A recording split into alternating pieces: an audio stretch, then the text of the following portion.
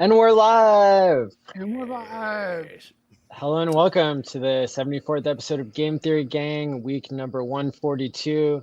Got ChrispyMan of HexFire.io. Got Tobiwan Hexobi and Brisology. Welcome. Thank you. Woohoo. Everybody should hit the like and subscribe button. Order your treasure from the description below. Or GTFO. What are you guys thinking this week? You could also subscribe, but then you don't have to do it the other way. Yeah. Man, I don't know if I'm a good guy to ask. Maybe I'll get more in the swing of things as the stream goes on, but I'm so tired. It's like, I mean, all this traveling around and stuff, it's a younger man's game. I mean, I've actually developed I already had tremendous respect for Maddie and the guys that are out there, the Crypto Sparbuck guys that are like traveling and doing these things. But it's like after this last push, I have even more respect because it's like, dude, it is a grind. You know, I mean, like I did from where'd I go? You got to get on vacation in Martha's Vineyard level. I went, yeah, right, no doubt. And he's my age, so it's like super props to him for grinding it out. But it's like I went Martha's Vineyard to Dayton to Miami to Austin back to Dayton in 5 days. So it was 9 flights in 5 days. And then, like a crazy person, I come home and I hear about the Q&A in Chicago, and I knew Maddie wasn't that far from Chicago. So I'm like, man, if Maddie's going, I'm going. And it's like, Maddie's like, fuck yeah, I'm going. I'm like, okay, I guess I'm going. So it's like I pushed through one more weekend. Had a great time, man. It's like the Q&A was super fun. You know, I'm sure Maddie will dive into that. We've got some clips of that. So yeah, it's like I'm a little worn out. So it's like right now I'm a little deflated. I had one of my onboards send me a screen grab, and he was like, man, I saw us going down from here on Pulse. So what's a good re-entry? And I'm like, bro, it's like, why are you selling at these levels trying to be a trader when you're just going to get yourself wrecked? And it just, honestly, it just kind of demoralized me a little bit because I think he is not unusual. I think there's a lot of people playing those games and they don't see the broader impact. Because it's like if you've got a lot of people trying to like guess the direction and sell and buy back lower, most of the time those people get wrecked and get left behind. But also because there is no consistency with like, you know, holding and staking and liquidity providing or other things that maybe aren't as impactful to the price moves, you're kind of contributing to the very thing that you're complaining about. You want the price to go up, but you're one of the sellers. So it just, you know, I'm a little deflated. No raindrop thinks he's the storm. Right. Bingo. That's a perfect way to put it. You know, so hopefully you guys will cheer me up. Richard Hart said that before Brisology did. Did he? Yes. I think somebody probably said it before Richard. It's a very common saying. Yeah. I watched the highest of stakes for a second time. Yes. And I brought up my basically no coiner friend. He got into the Pulse X. Actually, he got into both Pulse Chain and Pulse X sacrifices. And I enjoyed the movie a lot more my second viewing. I'm not going to say I told you so. Shut up. What's up with that? I will resist it. Give us a full psychological self-examination. Please. That would be great. All right. So you know what happened? I actually figured it out. I figured out what the hell Toby freaking did to me on that first viewing. And I blame Toby over anyone else. All right. That's fine. So basically, geez, how do I even get this started? All right. So your childhood normally is where you start. My family of origin story. I didn't see my dad around a lot, but all right. So basically, I figured out what actually triggered me. And it was basically at the beginning of the movie, I got hit with the psychological trigger, right? And I see what the Grant and Patrick were doing with Kelly as a character. They actually gave her a story arc, or I'm sorry, a character arc that I didn't realize the very first time I watched it. And she starts, at the very beginning of the movie saying she went to a HEX conference and these Hexicans look desperate. She's like, they She gave it a reeked of yellow flag desperation. because it was so chill. It's Not well, even basically, let me just get this out because you just triggered me. This was a DeFi conference, ladies and gentlemen. There were no sponsorships. I did not profit. I broke even. I gave everybody the best deal they've ever gotten on a conference in their lives, $369 total for 4 days in a conference center with lunch and AV. It's like, you can't get it any better than that anywhere, ever. Right. And it was because I believe in crypto so much that I didn't want to overcharge people, and I didn't want to sell out my audience. Now, when I went to the Bitcoin conference that year, they had FTX everywhere. They gave me sunglasses that said FTX on them because they thought that the future was so bright for Bitcoin and FTX, right? Before FTX stole everybody's money because they're not real crypto. So I'm sorry that Kelly didn't like the conference as much as a corporate sellout conference, but the whole point was to not make it that. It was to make it a DeFi conference. I believe it was very successful, and I kind-heartedly confronted her about this at the movie theater. And you saw her at one of the movie theaters. Oh yeah, that's what Toby was just saying, that the crypto professor and the scam investigator, who's also a professor, they both live and work in Chicago. And so when we went up this weekend on Saturday, they did a 45-minute panel afterwards. And we've got the nice. I've been working really hard on the footage of that because, like, it was very raw, and like there were some people who like wanted their privacy and stuff like that. And so I have just been trying to get the quality up on that. But go ahead, Brisology, because you said that Kelly, she started off having gone to the HEX conference. Maddie, also check your mic. It sounds like you're connected to the wrong mic. Maybe you're connected to your headphones. Totally appreciate it.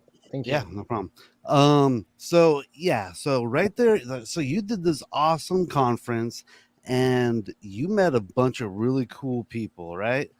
I mean, there's like a bunch of cool people there, and I've been to conferences and I've really enjoyed meeting all the people I've met up with. I met Toby at the Vegas thing, and here she comes at the beginning of the movie saying that all these people that I know look like desperate people. They reek of desperation. And like I said, I've been to these conferences, and I'm going to tell you the truth. Nobody looks like they're reeking of desperation.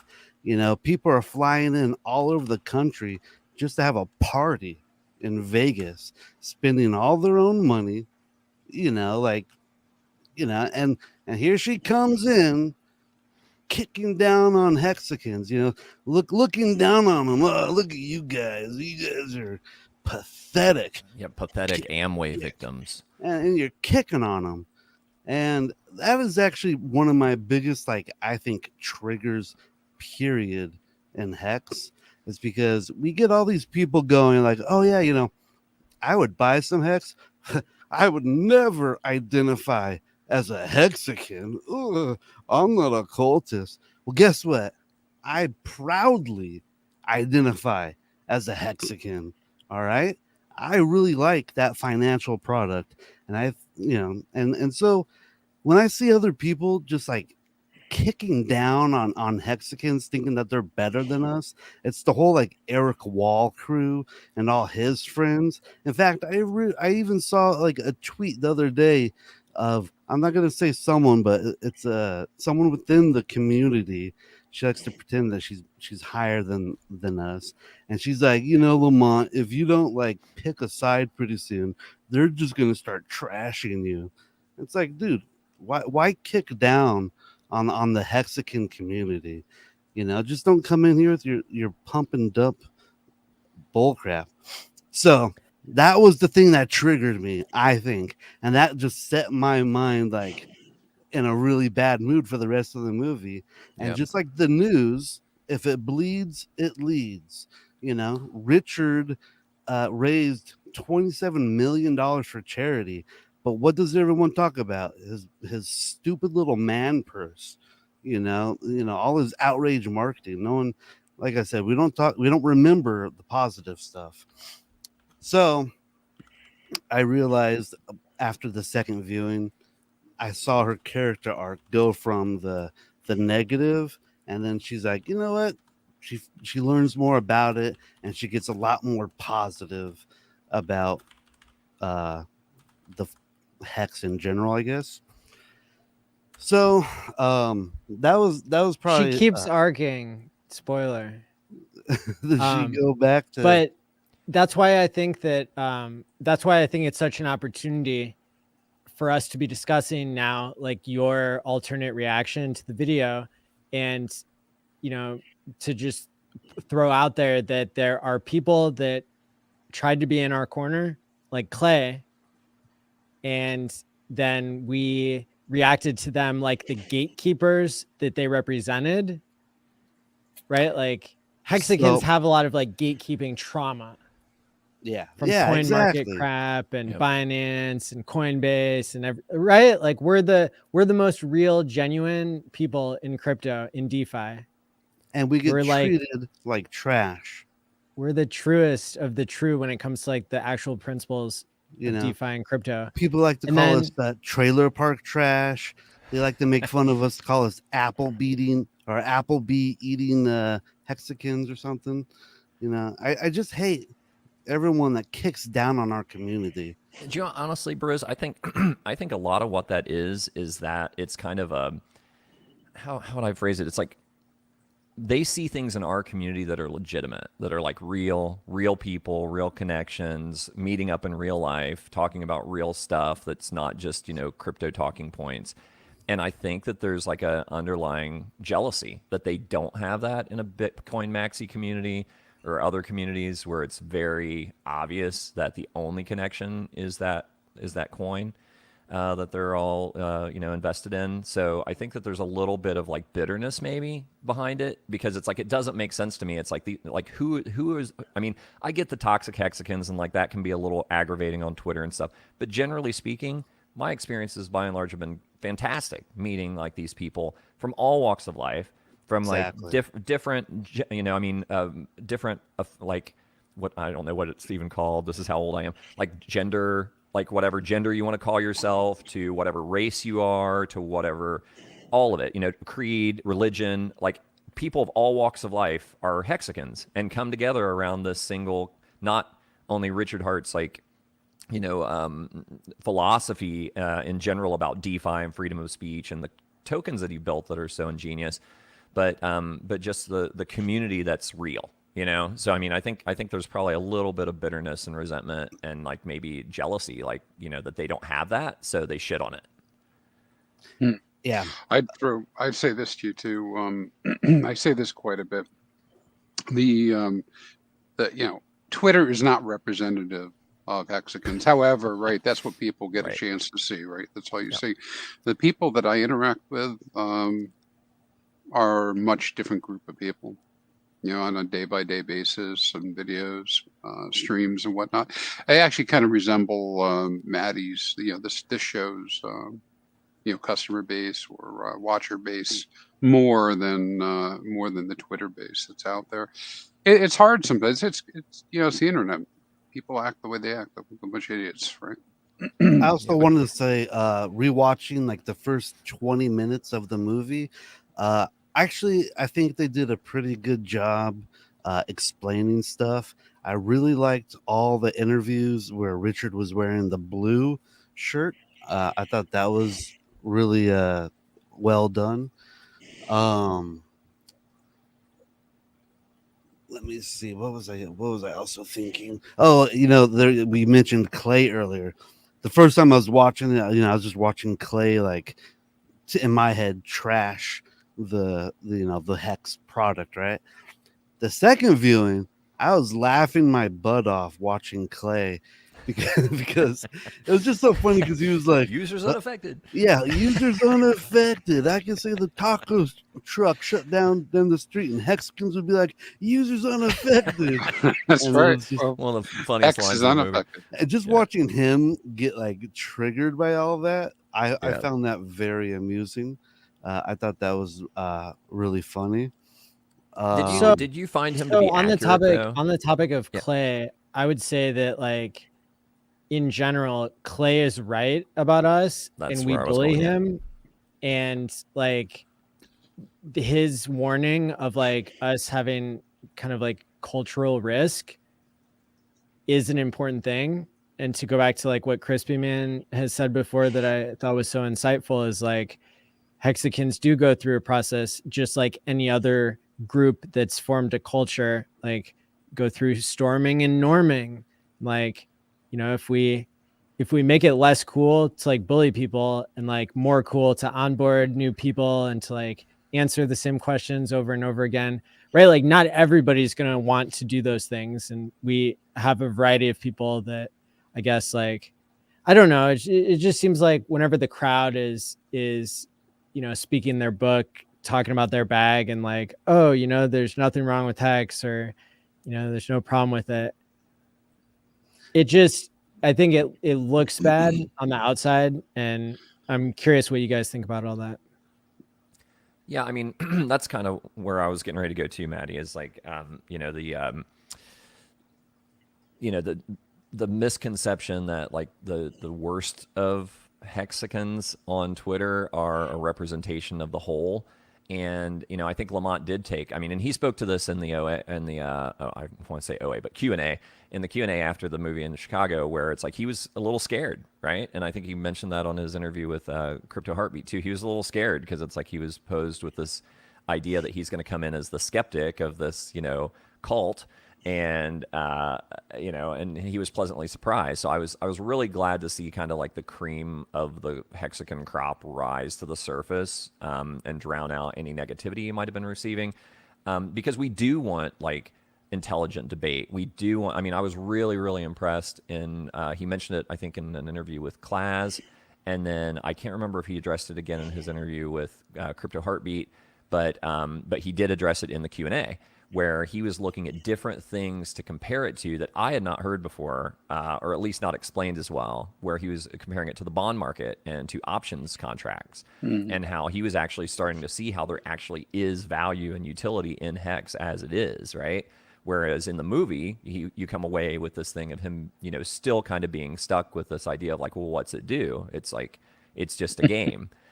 So it was really refreshing to me, especially that Q&A and his attitude and persistence on Twitter to continue to evolve and learn and dig in. And like I was making notes when Briz was talking, but it's like the other thing that I noticed too in the Q&A, and I think Maddie, I got some footage and gave it to Maddie, and it's horrible. And my bald spot is on full display because it's like all from the back of my head. So it's like, but whatever, you know, for the greater good of the community, I will let it be aired. But Maddie's chopping it up into like, you know, good bits. So I don't know if he's got any of those ready tonight or he's going to be showing those later. But it's like one of the things I thought was really compelling. And one of my first questions, or only question I could really think to throw into the mix, because I wanted other people to have an opportunity, was for Kelly, like at what point in the movie were you converted, right? Because it seemed pretty obvious. She started out skeptical, and then she was kind of advocating for it, right? She was pushing back against Lamont in the movie, like, well, Lamont, you know, if I borrowed $150 from you, and 2 years later I told you I turned it into $40,000, it's like, would you take that money? You know? And he goes, well, you know, I'd have a hard time turning that down. So it's like, you know, it seemed pretty obvious she had kind of like, you know, drank the Kool-Aid to some degree. But then in the Q&A, it was really interesting to me, and it's like I'm sure that this will come out in the clips that Maddie shares. She's gotten more skeptical since then, and it's primarily around the SEC thing. But what I found interesting from watching back over the video of the Q&A myself was that her level of understanding has not increased since the movie. And had it increased, it's like what I wrote in my notes was like the depth of conviction is proportionate to understanding. So it's like, I think that the reason that she's maybe backpedaled a little bit is because she has stopped learning. Like, I don't know why she, maybe she did her bit for the movie and that's as interested as she was in it. Lamont, on the other hand, has amplified his curiosity and is learning more and more. So you can see where it's like he's really interested in like educating people, educating himself, and showing like, why there's legitimacy behind, the first of the Richard Hart tokens. So I'm really excited to see him continue. I don't know if I'd go as far as to say that's what he's thinking. You've got to let him speak for himself. But 2 points on what you had said. I agree with you that I believe that he is looking at HEX as a game, right? And gameplay. And did you see the movie yet, Crispy? What movie? I concur. Here we go again. I concur. It's like, let me give you my opinion about a thing I haven't seen. No, I'm not. No, but I want to hear what you have to say about I'm just gameplay and like the extensive tweeting of Professor Black. Yes. Yeah, and so this may not sound great, right? Because I entered crypto with the question of what does crypto do, right? And I got into HEX with the same question: what does HEX do? And I quite often talk about the game dynamics, the tokenomics, because that is where the fun is, right? That's the excitement of how do you end up with more tokens than other people, right? And that's the gameplay. But I thought he made this Professor Lamont Black. He made a really great point in one of those streams the other day that value does not only come numerically for what you can trade something for. I believe it was him that had made this point. I may be mistaken, but the point being that there is value in this, what we're doing right now. There's value in the meetups. There's value in the friendships that are created in the community itself, and you cannot put numbers on that. A byproduct of that is the price, and a lot of other things, of course. I find it all super interesting. One of the rewards were the friends we made along the way. Yeah, 100%, dude. Sounds cheesy, but I also just wanted to point out that Lamont said he was going to be teaching like a crypto course or something with like crypto economics, and he said he was going to have a portion of it with hexonomics. Yeah, he did say that. Yeah, I'm in contact with him on the side about maybe doing a couple streams, or a stream, I should say, not a couple. Yeah, I have 2 more small points on the movie. I want to do a correction. Hold up. Because I think you have a list of things, and I don't want to get skipped on like giving you my points about Lamont. I know I heard from all of you guys about your points. Sorry. So, so like, man, so meeting him in person was like super fun. This guy is electrified. He is so excited about crypto and about HEX. Okay, and Toby and I got some great footage of the Q&A, and like, it's going to release and that'll be great. But, a main point that you're going to see from that footage is just how excited he is and like how he attributes his excitement to the fact that the HEX community was inclusive of him and Kelly, even though they didn't agree, which I'm going to point out to all of you is very unlike us. We are not open and accepting of people who have different views by any means. I think that Lamont and Kelly had like a special position in the community as like the critics in the movie, and we gave them a free pass because we hoped that they would say nice things about us in the movie, which were true that they could have and did say. And but personally, I wasn't like predicting that the community would act so nice to somebody who is dissenting based on tons of evidence of us, always having to fight somebody who's gatekeeping us, always having to fight somebody who's telling lies about us or who's misrepresenting crypto. And so there's a really interesting dynamic going on right now, and a particular opportunity, I think, to either like completely screw this up or bring in even more types of advocates, people who are going to, appeal to demographics that we can't necessarily appeal to. I disagree Yeah. with you on that point. So when you get a chance, let me respond. Sure. The final prediction that I'll make is I believe that Lamont Black will have a character arc, and that he will become basically the safety of our community. However, I believe that Lamont has a more impressive background than even Safety does in terms of like academic pedigree. And like Lamont worked at the Fed for 8 years. Then he worked as an economics professor for 7 years. And, Safety like graduated from some Lebanon college or Lebanese, or I don't know, some obscure college. Anyway, I would be thrilled to see that the community gets an opportunity to onboard another person who's great at public speaking, and not miss the opportunity to be inclusive of people who disagree with you, because sometimes they'll get so curious that they'll stick around and end up making huge contributions. Crispy? Yeah, what I'd say, you made a statement, right? And the statement was that they were given special treatment, and that is not how we normally would treat somebody who dissents. And I don't agree with that. I think that I can definitely point to many examples where that's exactly what happened, and Knives Out, right? I can also point to many examples where the reason that happened, like 369 said in the chat, people didn't come asking questions like, hey, I'm just curious about that. Where does really this value come from? But we get that question like all the time in the chats. We get that from new people all the time, and it's handled very diplomatically. It's explained thoroughly. I mean, maybe it takes time for everybody to get it, but it's not that, we can't just say Hexicans don't, because it's not true. We wouldn't have grown at all if the first Hexican told the second one, get the hell out of here because you asked a stupid question, right? So that isn't, I reject that is the way it is.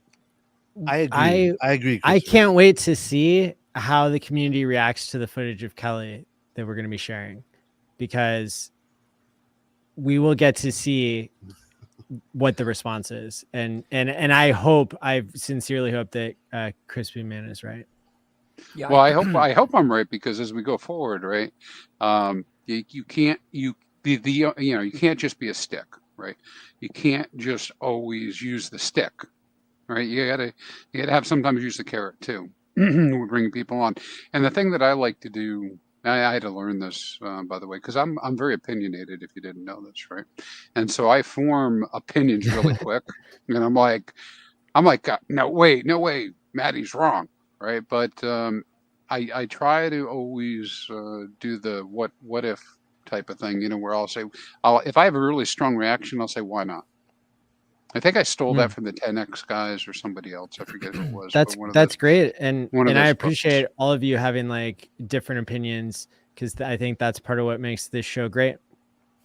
I kind of feel the same way about Lamont. He kind of came into like the Twitter crypto space, not saying this is why you guys are a scam, but tell me why this works. And he allowed us to explain it to him, and we explained it to him, versus people like Eric Wall, who's like, hey, Richard, he can't even come to America, just making up lies off the top of his head. That's why Eric gets trashed. Good example. And Lamont doesn't. I mean, that's not even like apples and oranges. That's like apples and like vinegar, catalytic converters. You know what I mean? It's like, it's just so entirely different worlds. It's like Eric Wall's a whole different issue and topic, but I cared less to talk about. But with Lamont, it's like one of the things I think that was to his benefit was that the movie and the clips had been out there, and people saw that it like he wasn't just talking out of the side of his neck and bashing it. He was asking good questions, right? And he was respectfully having discourse with Richard in the movie about it. And you could see that he was open-minded, but resolute in his position at that point. And so I think that that's a respectable stance. So, when you do that, and then also like Briz said, when you come into Twitter with, an inquisitive approach as opposed to a declarative approach, I think you're going to be more well received. And I'm really pleased to see how those exchanges have gone, because it's a lot of, and the funny part too, it's like he mentioned, I believe in the Q&A, or maybe it was another interview I saw, where he said he actually got a lot of really nasty messages from Bitcoin maxis. Yeah. So that I found was interesting, because it was like, oh, it's like, that's crazy, because normally it's like people are so quick to talk about the toxic hexagons. And it's like, yeah, it's like, so I think it's, it's a bad representation of the full community to just focus on the vocal minority, which is typically underinformed. And it's like, they don't, the thing with Twitter that's so difficult is nuance, right? It's like, I'm the king of too long didn't read in my post. And it's because I want to be very clear and I want to leave out any ambiguity. And it's like, I want to make my point in the most concise way I know how. And I'm a wordy motherfucker. But it's like, I want to make sure that there's no room for misunderstanding. And then, because people will run with that. They assume that they understand where you're coming from or what your intent is.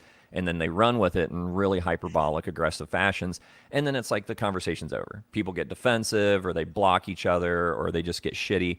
And it's just, Twitter's a horrible place for nuanced discussions. So I'm really pleased to see that his articulate discourse on Twitter has been well received and is getting the respect it deserves. And I'm really excited to see what other insights that he shares with us, because I think it's all stuff for our toolbox to not only understand it better ourselves, but to educate people better about it, right? Hell yeah. Wait, I got one other thing. The Kelly thing in real time. And it's like, I'm interested, Maddie, too, as far as like when you release the clips, and it's like, don't blame Maddie for the quality, because I literally like propped my phone up on a chair and like filmed some of it, and it's like, so it's not his fault.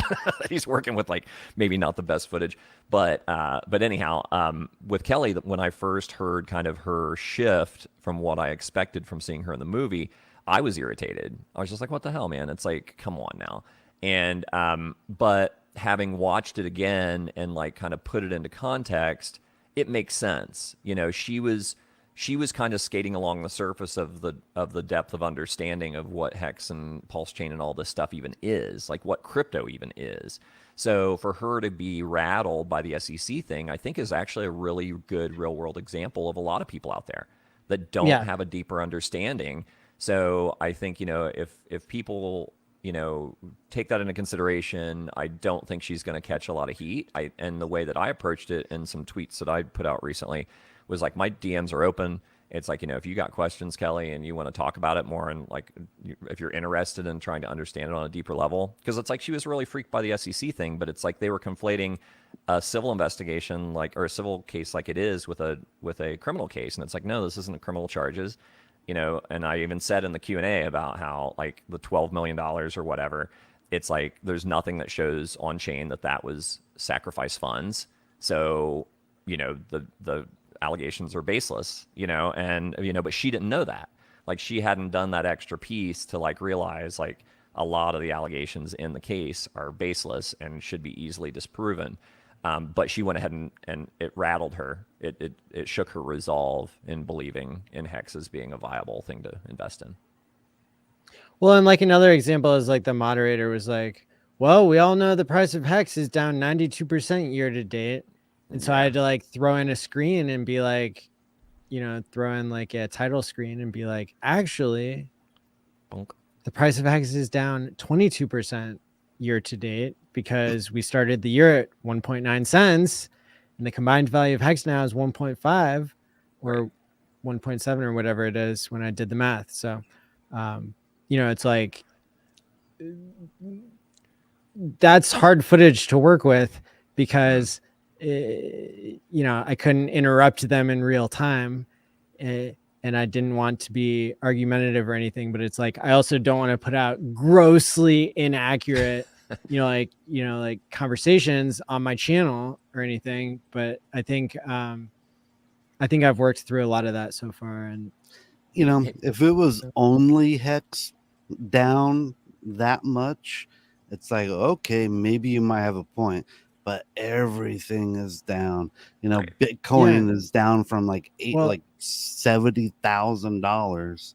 Bitcoin didn't do a 6x earlier in the year, from the starting point of the year. Hex did. So like, yeah, it's a pretty strong mischaracterization, like, and to conflate that with like the reason why something's not right in Hex is because the price is down, is like, no, it's, if anything, it's like the SEC destroyed the price. Right. Lately. Well, Maddie, I'm curious of your take on this too. It's like, I mean, the moderator, Colleen Sullivan, it's like I noticed also that she was a little misinformed or underinformed with the way that she was presenting some of the questions and the kind of the exchange with her and Kelly in particular. To me, it just, I mean, initially it was a little, it kind of irritated me a bit, and then as I thought about it more, I'm like, well, this is part and parcel of TradFi. Like, it's like it took me back to talking to my financial advisors and them just shitting on crypto without fully understanding even the difference between CeFi and DeFi. And it's like, so I think it's just old playbook stuff to discount it.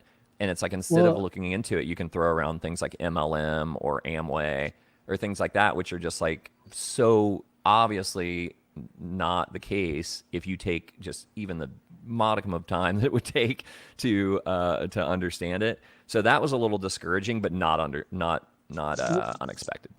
Well, I mean, it's the same thing as the example of like Brisology having his entire first viewing of the documentary be like tainted by the fact that she talked shit on the Hex conference, when like she probably didn't even know that I'm like a substance abuse therapist with a neuroscience background who like has no business running conferences, but I volunteered to do that because we're creating something new called DeFi, where somebody has to step up if you don't want Tony Salazar to come along and steal $500,000 from everybody, which is what happened at the conference I didn't organize, right? And then she said, all my friends are desperate. Yeah. She added insult to injury, right? But it's like, same thing with this moderator.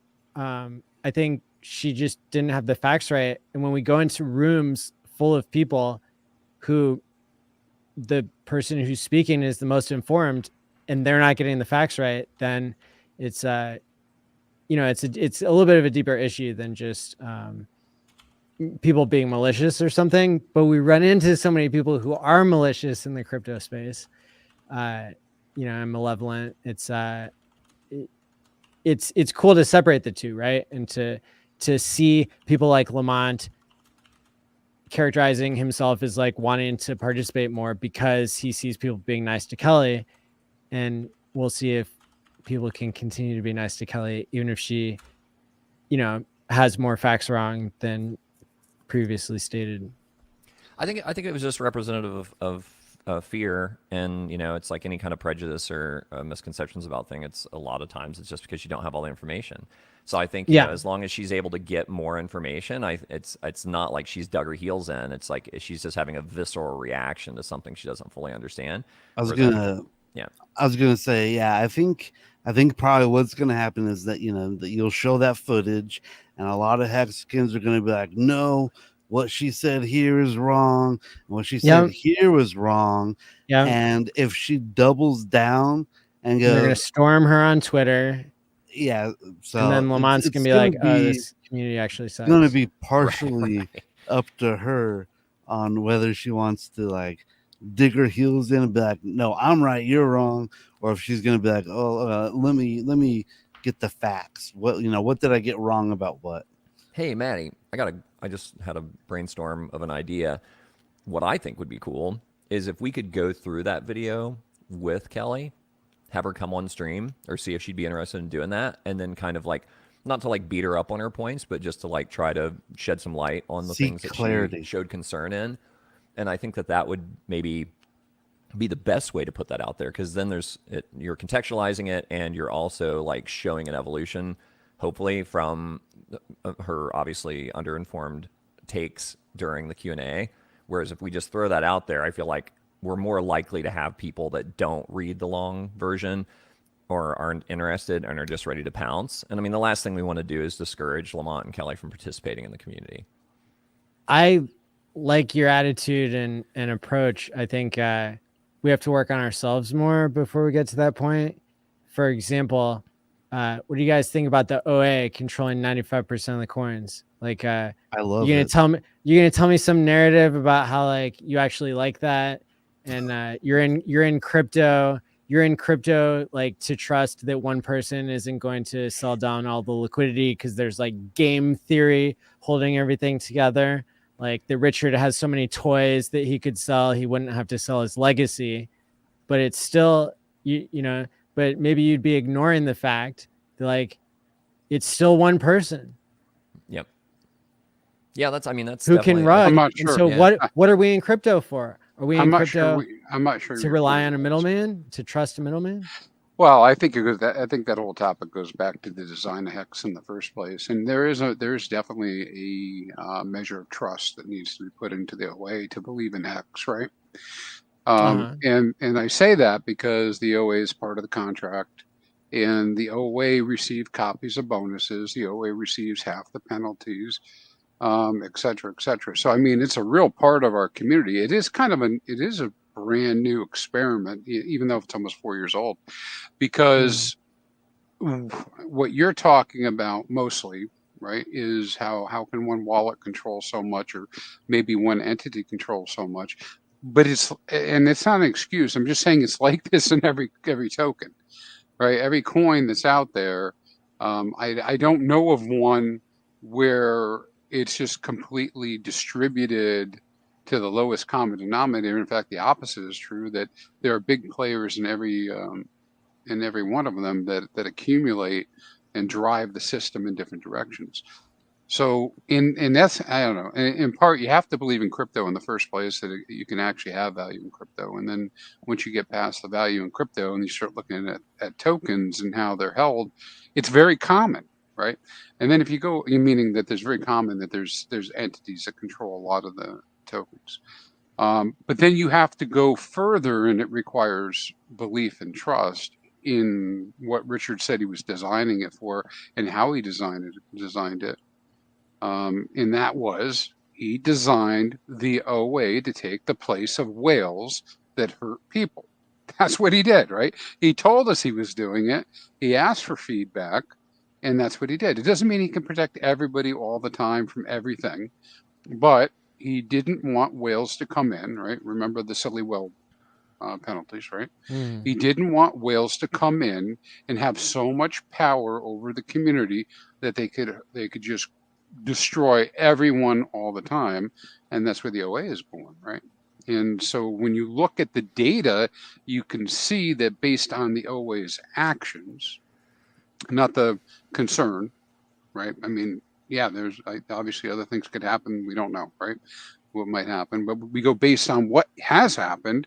It has acted in a way to protect the system. It stabilizes the system. We look at the charts, look at total supply versus circulating supply. It creates such a tight band, that we operate in, even though it looks very volatile to us day by day, that it's very stable. It literally could replace currency the way it's set up, not with this volatility, but it certainly could be continue to be the best performing asset ever in crypto, based on this design. But yeah, you have to admit, right? You have to believe that the OA was set up that way, and that you not knowing what the OA does, you have to judge it based on, or what it could do. You have to base it based on what it did, what it has done. But I think the same thing, guys, because there's usually the same people who argue with me about this, right? There's Bitcoin's okay, right? But there's 70, 80%, whatever the hell the numbers are, 70, 80% of those held by people who can dump it on my head tomorrow. I don't even know who they are. They didn't make me any promises. They didn't even incline themselves to say that they weren't going to do it. I don't know who they are. The same thing with the SHIB and the Doge, right? Both big things to push on people. If you're thinking about it from the outside, right? Same thing with ETH, with Vitalik. I mean, they dump the Dow dumps all the foundation. time. The foundation dumps all the time on us. I mean, there are all these things that happen. Anyways, I'm sorry to digress, but I'm just kind of reacting to that point. That's good commentary. I mean, the ETH Foundation and Vitalik are about out of coins themselves. But I see all your points. It's just like, would it be more DeFi? Would it be more crypto, like true crypto, if the OA was time locking and time pays me, so that, if you're a holder of liquidity on chain or off chain, meaning you're just a holder that doesn't want to have to race the OA to the liquidity pool, why wouldn't the OA lock up coins for give you 7 days notice if it was going to sell? Isn't that more of a truth engine? Isn't that more of like using the strengths of HEX without affecting the yield and stuff like that? And, I've given this example in private discussions, like even, if the OA like didn't even want to pay like the 0.1% fee, that's like a third of the cost of a swap, then yeah, like fork my code if you have to, like do it, do it for free. Like this isn't about, it's not about me. It's about the example of how can you use code? How can we trust code more than trusting a single person while still allowing the benefits of the OA to exist, such as being able to sacrifice for new projects, if that's a thing, such as being able to, I mean, you're not going to have another big payday, but let's say that there is a fork. I mean, you have to be able to defend the majority of the supply, which I think history has shown you could still do. So, I mean, what do you guys think about that point as like part of this discussion of like, should we be trusting the OA, or is it really that black and white? I'd like to say on this point that democracy is slow and messy, and a benevolent dictator is a lot more efficient than democracy. We're all, if you give everyone the ability to vote, everyone is going to pull everything to their way. And if we just have a dictator saying, hey, this is the way things are, and things get done. And regarding trust, having trust in the single individual in crypto, everyone puts a lot of trust in everything. Richard has famously said that if you didn't code your own wallet, you're a bitch to the person who did. You don't know what MetaMask is sending back to the home base. So that's not helping me onboard Kelly. It's what you're saying is spot on and true, but the what I'm point saying I'm trying is to make you is like trust. The point I'm trying to make, I guess, is yeah, like you got to does trust the OA have to hold everything liquid? I think Crispy addressed it. I mean, I think his approach to it, explaining the past behaviors as an indication of what is to be expected in the future, and how, and then Briz touched on it too with like the benevolent king, having that narrative and having proof of past behavior to support that narrative, I think is the best shot you got. And then, but that's not the point of crypto. That's a biased take. Well. Yes, you're trusting one person. There's no trust. We have to trust the community isn't going to do a bank run. The liquidity providers and the people who are buying the token, I think. I don't know. I don't know what people's expectations are, but if the expectation is that the OA is not going to sell, then that's having an expectation. So I got one for you, Maddie. It's like, okay, if the OA did an OTC deal and split up all the OA tokens to 10 whales, how does that change things? Then if the token did like a 10x or a 1000x or a 10,000x, I would expect those whales to sell. Right. Yeah. So why do you not expect the OA to sell? I mean, the point under I'm similar trying to make, circumstances. yeah, I mean, the point I'm trying to make is that there's a discrepancy in like how this gets explained to new people, Right. to where Clay and Lamont both say in the movie, we're not in crypto to trust middlemen. We have a problem with the OA. Nobody's explaining it to us in a way that makes sense to us. And like the only argument I'm hearing people say is like, well, we have expectations that the OA isn't going to sell based on past behavior. And I think I have a go thought. ahead. We need to redefine and make sure everyone understands what trustless actually means. And here's something I found out. I remember hearing this, I think like in the 3rd grade, and it kind of blew my mind. And the teacher, he said, you know, stainless steel, that doesn't mean like it can't be stained. It just stains less.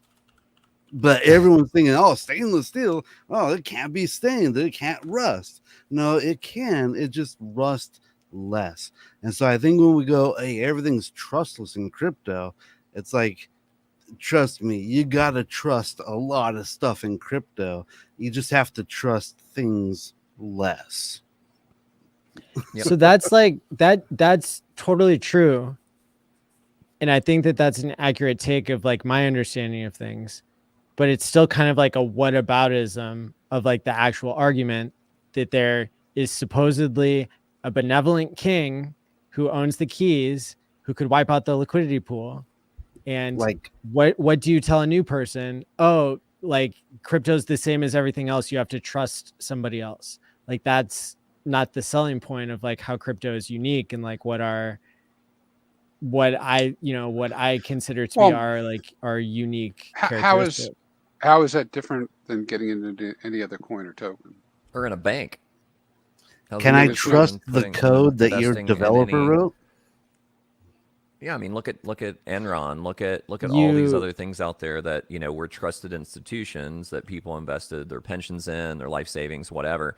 And then, so obviously there had to be some level of trust in that institution to do the right thing and not become a Ponzi or, you know, a criminal enterprise of some sort and abscond with their money.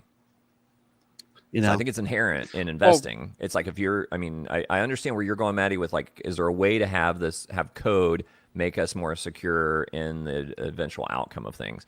There is. You know, and that's like, I think yes and no. It's like, but if you're the OA could time lock without staking. Right, but if you time locks and then there's a situation where it's just kind of like us being staked when there's an all-time high. And you're like, shit, man, it's like, I really wish I was unstaked so I could like, you know, sell some of this and take a profit. I think the same thing could hold true there. What if a situation arose that was unexpected where the OA being liquid gives him the latitude or them the latitude to combat whatever, you know, thing is coming down the road at us? You know, that would be the only issue I'd have with the like thing that is situation. coming down the road is like people not liking that there's 95% of coins liquid. Well, yeah, but that's only for a short period of time. As long as the OA behavior stays the same and there's less percent. Well, I mean, they become diluted over time. It's like Crispy might have the numbers. I asked Dipcatcher on Twitter, and I can't remember the reply. I think it was like basically they reduced by 20%, like every 7 years or something. So I mean, if that's the case, like look at Satoshi. Like this, what started in the white paper was 2008, right? Something like that. And so that's 15 years that this has been going on. And Satoshi is now significantly less of the total supply than he once was. So he's effectively become diluted over time. He got that original million. And then as coins were produced from mining, then he's more and more diluted. So it's a similar functionality if that's people's concern, that there's so much held by a single entity. Well, if you want to be the best crypto, and you want to be different than legacy, you're going to have to prove it through code, not like stories. But the problem is I can't read code. I am code illiterate. So how can I trust your code, Maddie? What would you do to assure that your code has not been compromised by your dev and that when I lock up my coins, I can actually unlock them? Well, he said he could fork it and change it to his liking. The OA could, if that suited them. I mean, so like Maddie, the issue of verifying code is like a very legitimate one. I think that like, you know, the majority of people who participate in crypto can't read code. And to the extent that like you don't even know what you're pressing on your hardware wallet. So you have this like false sense of security where your hardware wallet and MetaMask are not even doing a very good job of parsing. Like they're not even making it human readable. So it's like, right. It's a mess. And that's one reason why inventing time pays me like was so important, I think, is because now your coins don't move if you don't want them to. But yeah, I think that having contract risk and like not being able to read code are like really good examples of how crypto hasn't become like what it maybe someday could be. And when you look at like what the incentives are of people, like, you know, not having a coin, not having a sacrifice, having an audit that was expensive, you know, just like all those good kind of things. And then, yeah, trying to figure out like what's the next step of like, of you being able to verify something for yourself using testnet helps to verify, right? Because there's like 1,000 things that can go wrong in DeFi. There's like 1,000 attacks and like backdoors and points of failure. And so if you can start to rule out some of the points of failure, because you're like, oh, I tried this on testnet, it works. Oh, I watched the tutorial, it worked for somebody else. Like those things aren't going to make you aren't going to give you the ultimate certainty of like being a Solidity developer and like, you know, like all those good kind of things. But not everybody really has that capability. So it is a weakness in crypto, I believe. So for those that don't want to learn how to code or how to read code, then aren't they kind of left much like an investor at Fidelity or wherever else where they are trusting their advisors or the entity itself? Not anymore. We have Chat GPT. Okay. I think also you have the blockchain to where you can take my chain analysis 101 course for free at the website pls.academy. And that's like a good place for people to start with, like, you know, doing the verified, don't just trust, you know, scenario and stuff, like trying to get to the next level. It's designed for beginners to be able to learn how to use Etherscan and other tools. I just want to point out, someone earlier in the chat said, if it implied you did not have to trust it at all, it would be trust free, but we have it trustless. That's a good comment. I thought so. Good point. Also, I just also wanted to point out a thought that, you know, it's an original thought. I think that it's kind of interesting. Like, so back in the medieval days, you had like two classes of people who could read and people who couldn't read. And, you know, and a lot of the people who could read were like priests and pastors, and they read the Bible, and that's how they got it to all the people. And then once the people were able to read it, they were, you know, and we think about nowadays, you go, oh man, dude, how badly would that have sucked to be illiterate? And then you just had this literate class and illiterate class. Yeah. And now I think about it today, we have the same exact classes, but we got people like ChrispyMan who can program, and then we got the peasants like me who can't. So I'm the illiterate class of the modern day, and freaking like ChrispyMan is the elitist who can read code. I just think that's kind of funny. Yeah. So we have like these like multiple classes, even modern day now. That's a great analogy. Can we just go back to the movie? I really only got like 2 more points. Let's do it. I just want to say that I want to say a lot of the information when I saw it the very first time, it's a lot of information. It's flowing over you. And even when people just speak numbers at me, I often just like blank out and I go, right. And so I missed some things, and I just want to do a correction. Last week I said they did not explain why Richard was being all flashy. And in the movie, they do explain it. You know, Richard's wearing his tank top, and he's saying that he has to punch through the noise in order for people to hear his message. So I want to have that as a correction from last week. Oh yeah, thanks for the correction. Hey, speaking of corrections, I think I've heard almost every crypto YouTuber misquote the situation with the validators. So, you know, like, this is the reason I got into streaming, was because every time I listened to Discourse Syndicate, I'd be like yelling at the TV, like, you got this wrong.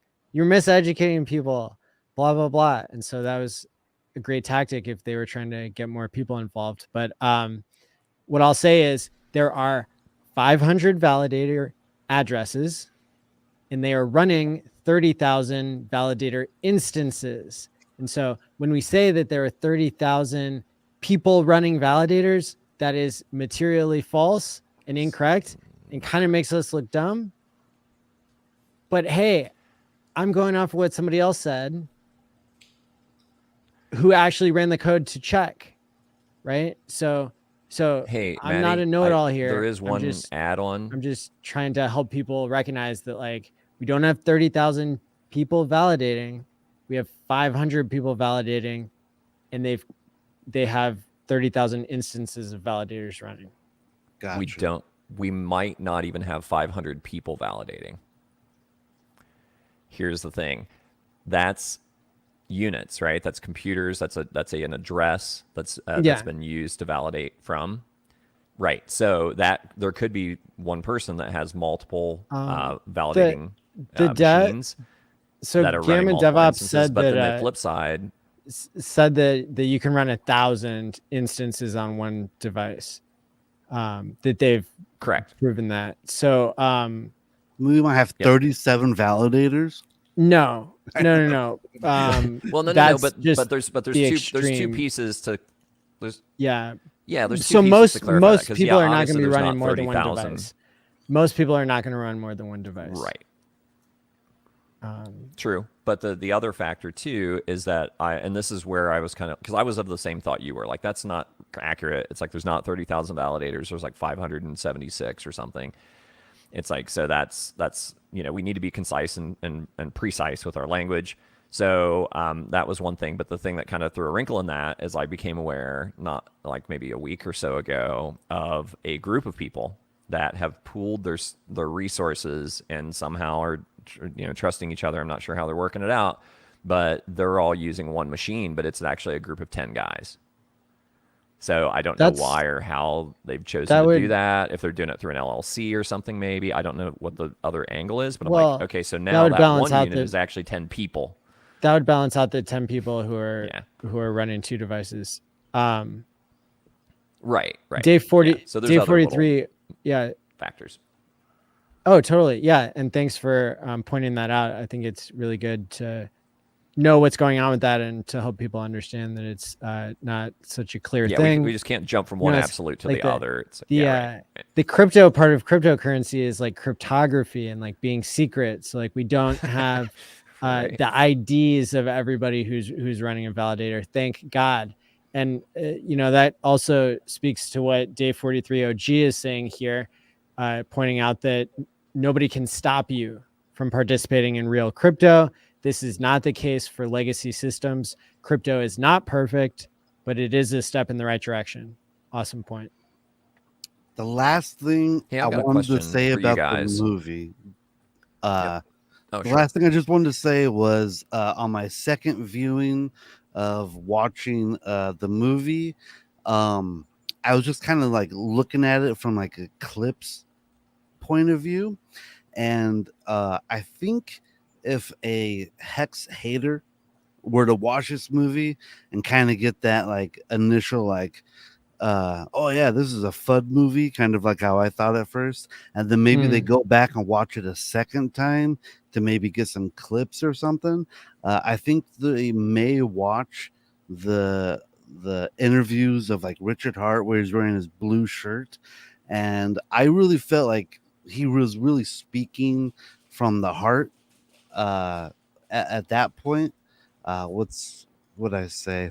And so I just feel like maybe his words might sink in a little bit deeper and better regarding like his intentions if a Hex hater were to watch it a second time. So I think it might be a good thing. So all in all, I just want to say the second time I watched the movie, I liked it 100% better because I was able to brush off that initial triggering and then actually enjoy the movie.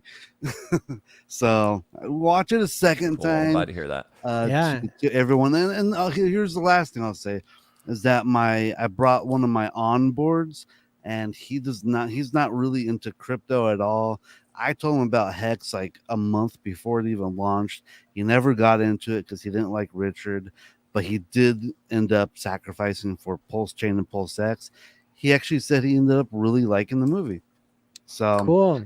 I hear that a lot. So Right on, cool. I'm happy with that. So, so Toby, thank you for being a producer in this movie and getting it made and, Good getting job. all that information out there.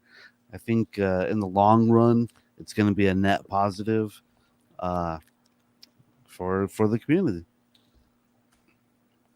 Cool.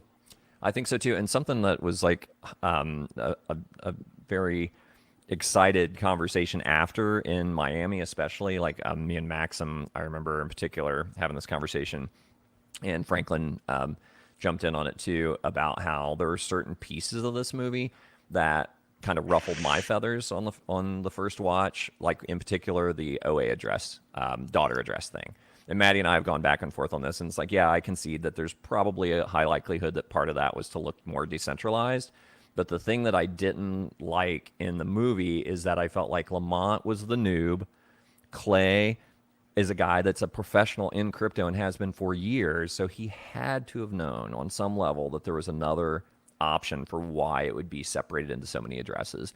And that's so you don't have all of the OA funds under one seed phrase. Security. But for the life of him, he couldn't imagine another reason why to separate it out. And it has to be obfuscation or money laundering or whatever. So that really kind of pissed me off, to be frank. And that was actually even asked at the Q&A in Miami of the directors, like, hey, why didn't you give a counterpoint to that? And their response to that was that they had asked Richard. And as we all know, Richard is very resident or whatever the word is to talk about the OA. He just kind of skirts it because it's like he can't really say much about it, right? He doesn't acknowledge that he has control or doesn't. So they were kind of leaving it on him to refute, and that was okay, I guess. But the other piece, I guess, was like it lent to the drama of the film because it gave this dun dun dun like Big Bad Wolf vibe. But for us, at the end of the movie, when we talked about it, was like, that's a blessing in disguise. This is the trap. Like, people are going to look at that and be like, hey, what about those daughter addresses? What do you have to say to that? And then it's like, you've already got it in your hip pocket. Like, it's security, bro. It's like, do you even DeFi? Do you understand, like, how you would want multiple seed phrase? I mean, how many wallets are amongst the four people in the Don't put all your eggs in a single basket. Like, hey, redirect. I have almost as many as the OA. Oh, really? Really? As Yeah, many, don't as doubt many, it. as many Hex. Crazy. Wow, that's great. Hey, redirecting back to the OA question. We cannot remove the OA from the discussion because it's part of the contract and it's part of the design of the system. Right. So it has to be part of the conversation at some point. But going back to your point, Maddie, about the narrative about whether you can trust to come in or not. That very first step when you're first looking at it, I've been promoting very strongly that I think we should, at least initially here for conversation's sake, set the OA aside. I think we need to be evaluating users and holders based on their actions and in the entire ecosystem first. And I think that there's much more, what's the right word? There's a much better comparison to crypto in general when we do that, because we can look at, for instance, in Bitcoin, yes, people know Satoshi has tokens and they talk about them being locked up. And yes, there are some people that track Satoshi tokens or coins, right? But their focus has always been, well, listen, we don't know what's happening with those, and they can always come back, has been on inactive tokens or coins, right? Not specifically Satoshi coins, right? And I think we have more of an apples to apples type of comparison when we look at crypto that way. And then the next level maybe tiers when we start talking about the OA, and that might be a way to change our conversation a little bit, particularly since it's so difficult for any one of us to do the chain analysis to really be sure you even know who the OA is, right? I mean, and so it's very difficult. Like I would not bet my life I can give you a list of all the addresses. Wouldn't do it. Couldn't do it. Because I don't know what they are. I would be pissed if the OA was like eating up all the TShares. Like at least the OA doesn't even like have the most TShares. The God Whale does. So that's pretty promising to go back to the point of like, the OA is getting diluted 20% a year or something in, or at least 10% a year in TShare value. A lot of us were very upset right before Big Payday when the OA staked 99% of everything. We were like, wait a minute. That's such a parent-child dynamic. It's like, Dad, I wanted Reese cups for dinner. Come on, man. I want Reese cups for dinner. Yeah. And your dad's like, you're not having Reese cups for dinner. It's what's best for you. I'm staking everything. Like, you're getting 30%, not 300. Shut up. Go to bed. Giving us a 3x in 3 days would have just lowered the price more. So I'd also like to point out a term still that I believe I coined. I don't know if I did. I'm pretty sure I did. Haven't heard anyone else say it, but it's the whole Schrodinger's scam. All right. And that basically means a lot of cryptos. Elaborate. They are both a scam and not a scam until it is proven to be a scam or not a scam. And that basically means is that like, is HEX a scam?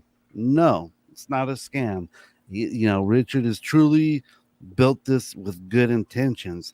However, at any moment, the OA could just start rugging us and stealing all the liquidity, right?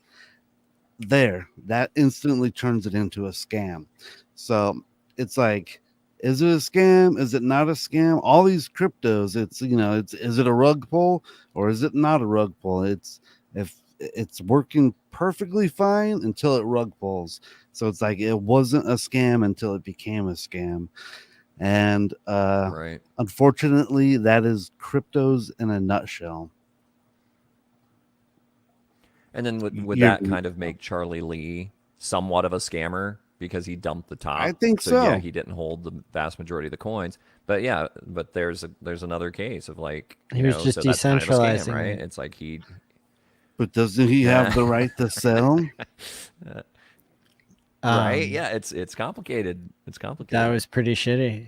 So I don't know. I mean, but it is a valid point though. Like that the OA is kind of the elephant in the room. Like whenever I'm onboarding, like when it gets down to that point of like, well, what? Who owns 90% of the coins? And then that's the dicier conversation. That's the thing I don't have more clear answers for. So if it needs to get down to 15%, like a more concise way to address it. So Satoshi has what, like 15% of Bitcoin or something like that? Because it's like 1 million at least. 5%. 1 million coins. Well, eventually and it'll be 5%. 3 million coins are lost and like all that. So it's like, oh, right. I don't know. Whatever percentage Satoshi has, 5%, 10%, whatever, like the OA will get there in terms of like diluting itself away from TShares at some point. I don't know if it'll be 15 years or 30 years, but yeah. Well, I think when you start talking about adjusted supply and you look at the OA and there's no movement on HEX tokens in a certain period of time, right? Well over a year now, they get folded into it. So you could actually make the argument that 90%, probably greater than 90% of all of our supply hasn't moved. and it's inactive by crypto standards.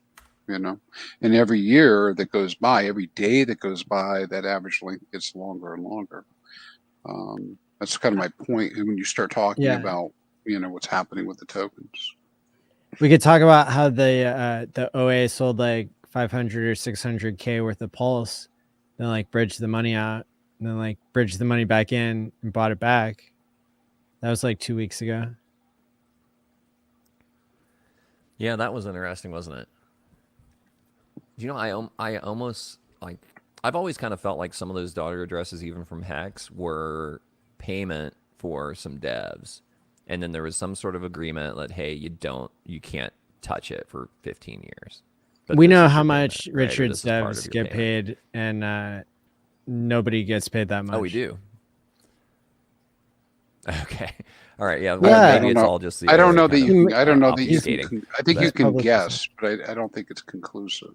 I mean, not without actually knowing who the people are and what their pay records are. I mean, right? The reason Richard does not waste money. Richard does not waste money at all. Well, so, he has said he's hired bad devs that don't deliver, or he's hired people that don't deliver. I mean, the reason I even brought this up, sorry to talk over you, Bruce, but it's like the reason I brought it up was that, to me, that makes more sense why that one OA address sold, bridged out, and then bridged back and rebought. It was like, hey, it's like dev number 17. Like, what are you doing? Yeah, like he got his hand slapped. It was like, you need to like get back in line because like, no. He's like, no, I got to get on this curry swap. So I don't know. I mean, I'm speculating. Because how else?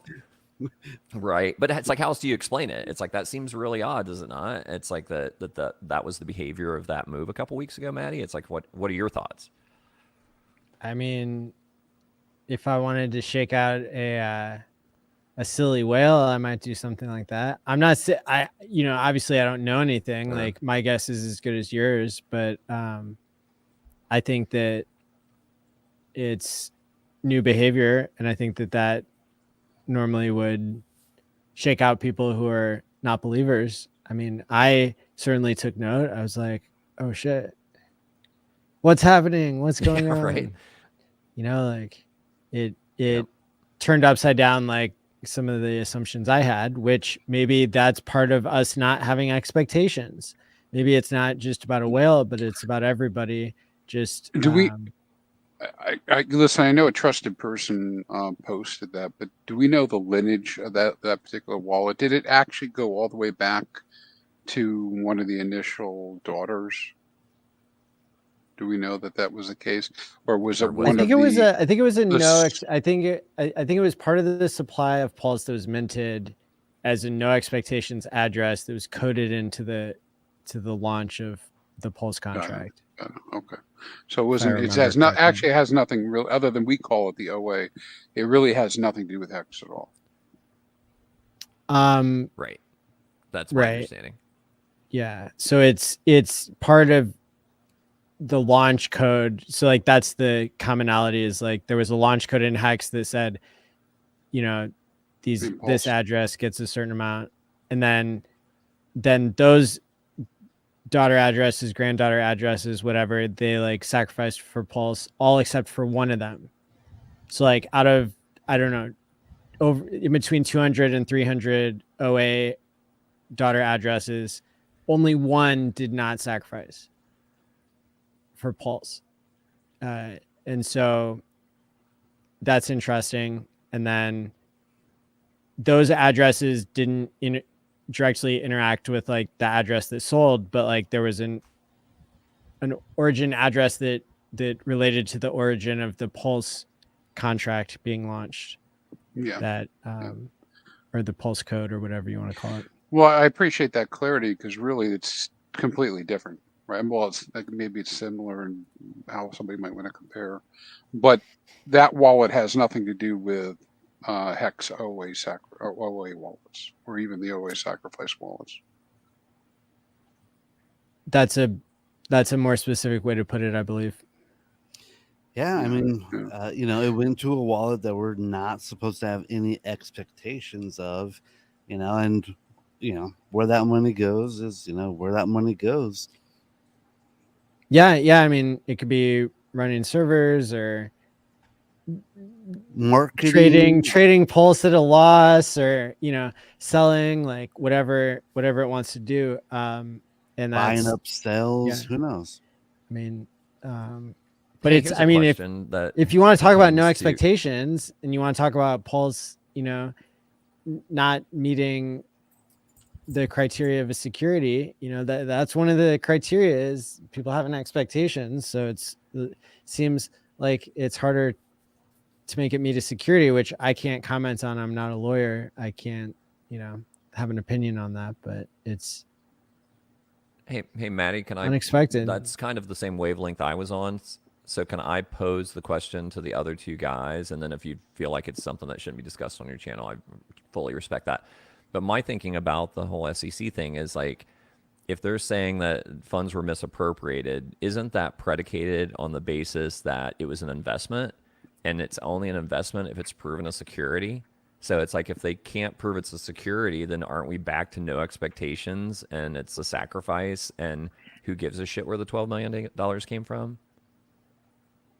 You might imagine You guys that following my that somebody question? understanding the nature of a send in crypto, where there's no clawbacks, there's no takebacks, there's no contract, right? It's like, if you wanted to program in a way for somebody to invest in in something, you wouldn't build a send into the process. And so from that complete basis, I think that that's how I looked at it, all along, is like, I'm sending my crypto. That means not my keys, not my coins. It's like, goes just back to the basics of understanding what crypto is. And like, we had Richard post this week that even our language surrounding sending is pretty inaccurate, because you're really just publishing your free speech to the blockchain to give permission to somebody else's keychain to spend something that doesn't actually move. So it's like, we have these analogies of like having a crypto wallet, but it's really a crypto keychain, and it holds the password for you to be able to publish your free speech online. And that's not, it's funny because that's not like rewording things to fit inside the law. It's like, no, that's actually how this stuff works. Right. I don't have possession we're of sending any coins. Yeah, we're publishing zeros and ones here, right? Right.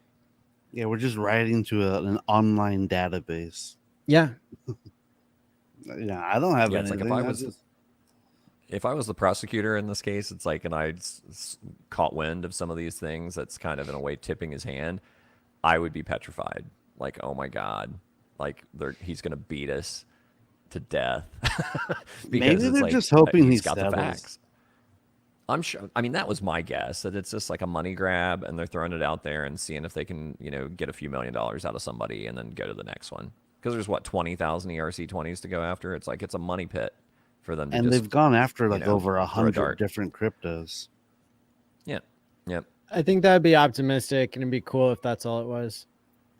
I hope Richard fights them, takes them down. There's part of me that hopes that too. It just, I don't know, man. It's like, I think the as far as like the temperature of the community, and like, I mean, like Rag's video with that lawyer, I just really felt like the reason he got so much pushback on that was like the timing was just really bad. Like, I think if we were green candle after green candle and then this kind of thing came up, then I think people would have been a little more resilient. But it just kind of felt like people were getting, fire hosed in the face with FUD, because that particular attorney, to me, didn't feel like, I mean, he felt like he was leaning into the worst case scenarios without properly doing his due diligence on, what the weaknesses of the case were.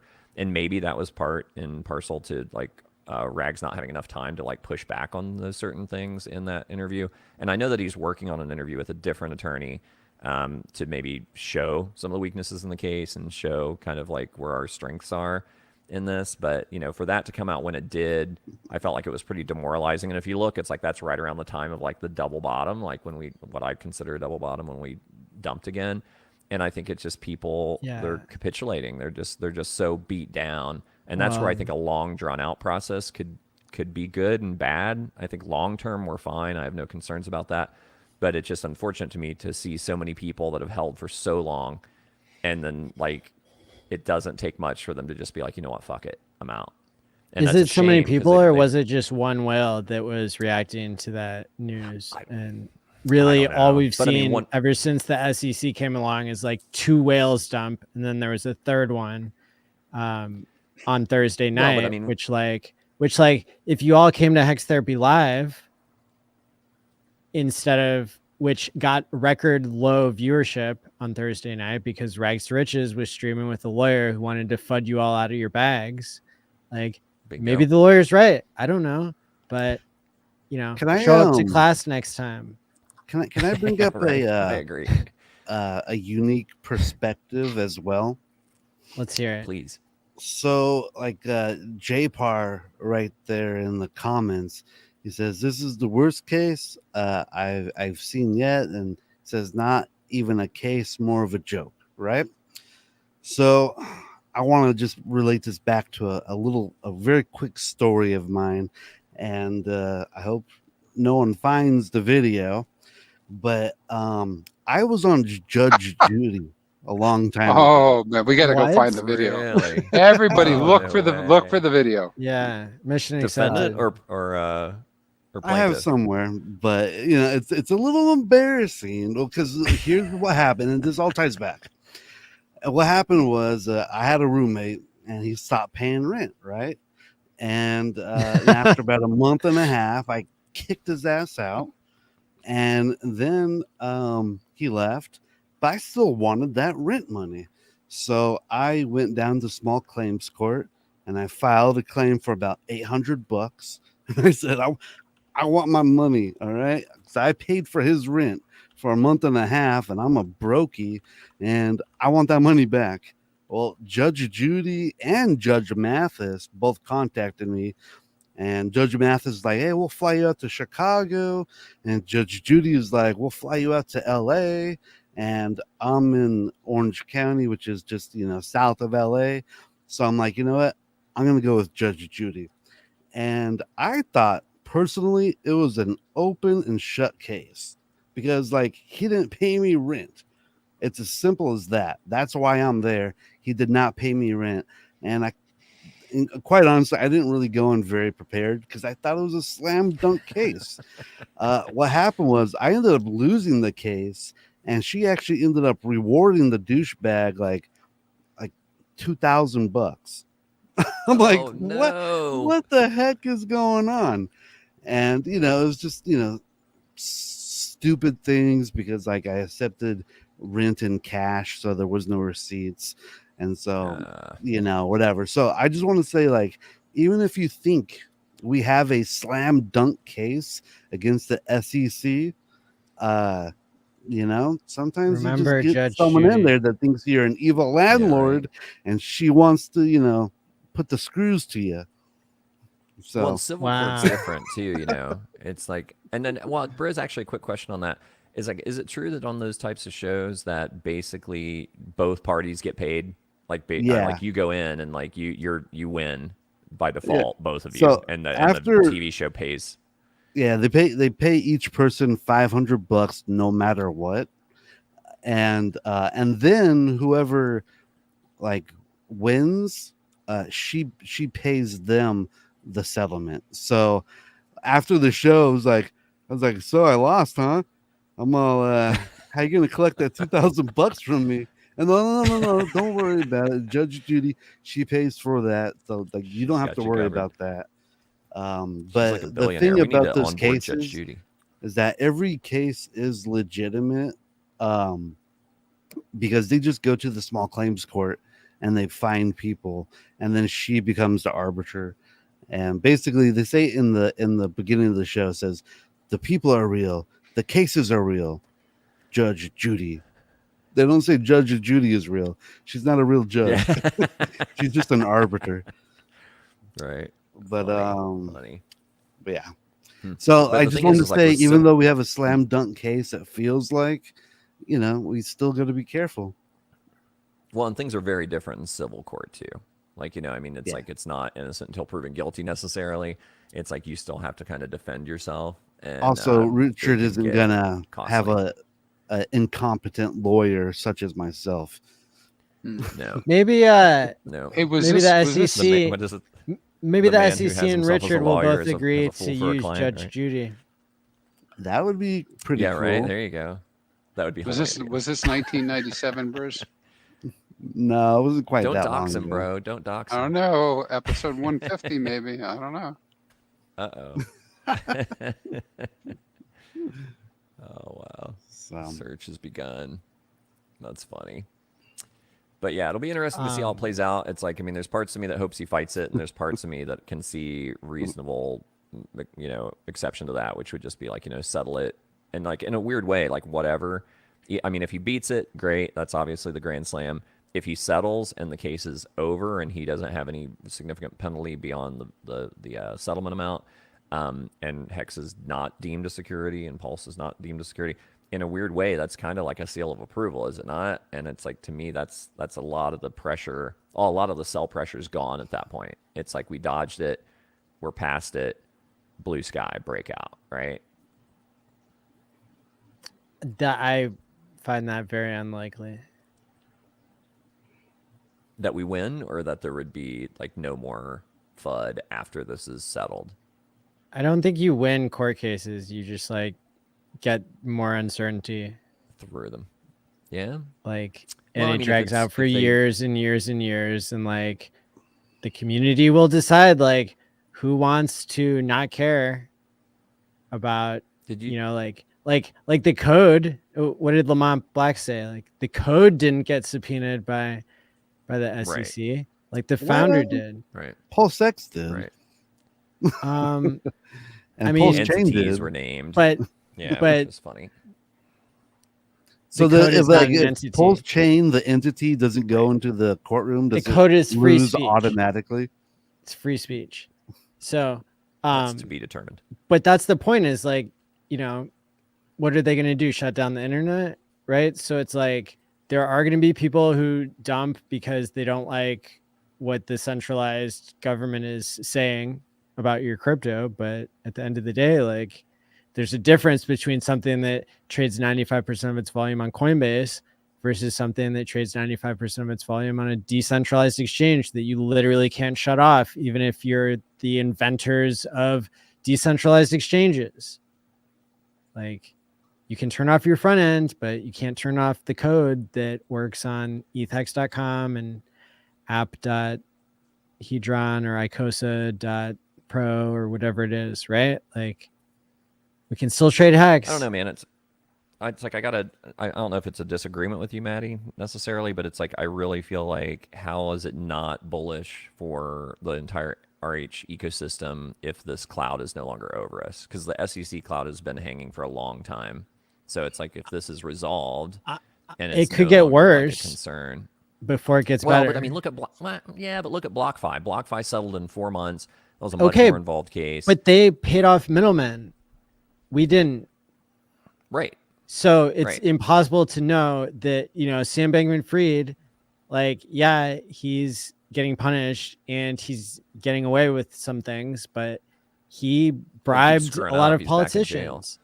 So maybe the treatment is better, maybe it's worse for somebody who like didn't do that. It's like, it's really unclear, it's really uncertain. And I would hope that, like, and look, I mean, if you look at how the SEC has been treating SEC, or how the federal court judges have been treating SEC overreach, like, they haven't been allowing it. Right. Look at the Ethereum Max case with Kim Kardashian. Like, she settled, but everybody else fought it out, and the founders of that didn't ever get any scrutiny, or like they didn't ever get charged even. Right. So that gives me faith, right? That like judges are not allowing overreach, and obviously XRP is a security, but it's now partially not a security according to Judge Torres. So yeah, I mean, We have to see how Well, all did you this see stuff plays out, but I don't think it's a clear slam dunk. I don't think it like automatically gets better or worse from here. It's really No, I mean, uncertain. I would we'll just see how it plays out. I just want Richard to get Taylor Swift's lawyers. That's all I'm saying. I actually know one of Taylor Swift's lawyers personally. Nice, they're good lawyers. They stopped her from getting They are good into one of the big ones that died. I heard that was misreported that like FTX tried to hire her, and the story was reported that like through her own due diligence, she like said no, but then I heard her lawyers. It became clear that somebody else stopped the deal. I heard her lawyers specifically requested that they were not selling an unregistered security in writing, and because they wouldn't do it, they backed out of the promotion. Hey, did you guys see my tweet about the impact of the SEC case on XRP's chart? What I found really interesting about that, and this is where I've kind of seen some correlations already with HEX, is that was announced. I don't think we need to get into price predictions related to SEC stuff. No. Well, no, on this but channel. I mean, no. It's not a price prediction. What I'm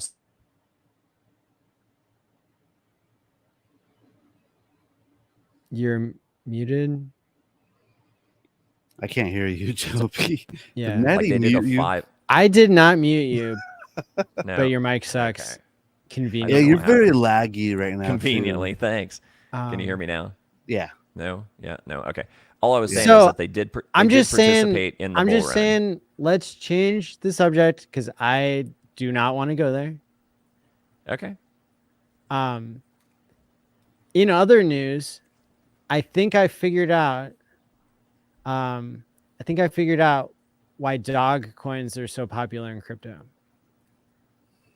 So we're Because gonna talk about everybody Memecoins. loves dogs. I did a survey. Well, I couldn't figure this out for the longest time. Okay. I thought it was like, Occupy Wall Street, F the man, making a joke of money. Cause like, if the government's going to print money into infinity, like we might as well have some laughs about it.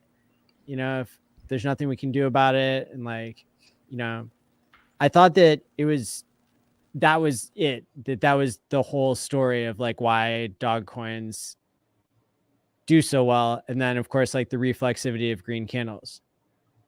But I did some more thinking on this recently.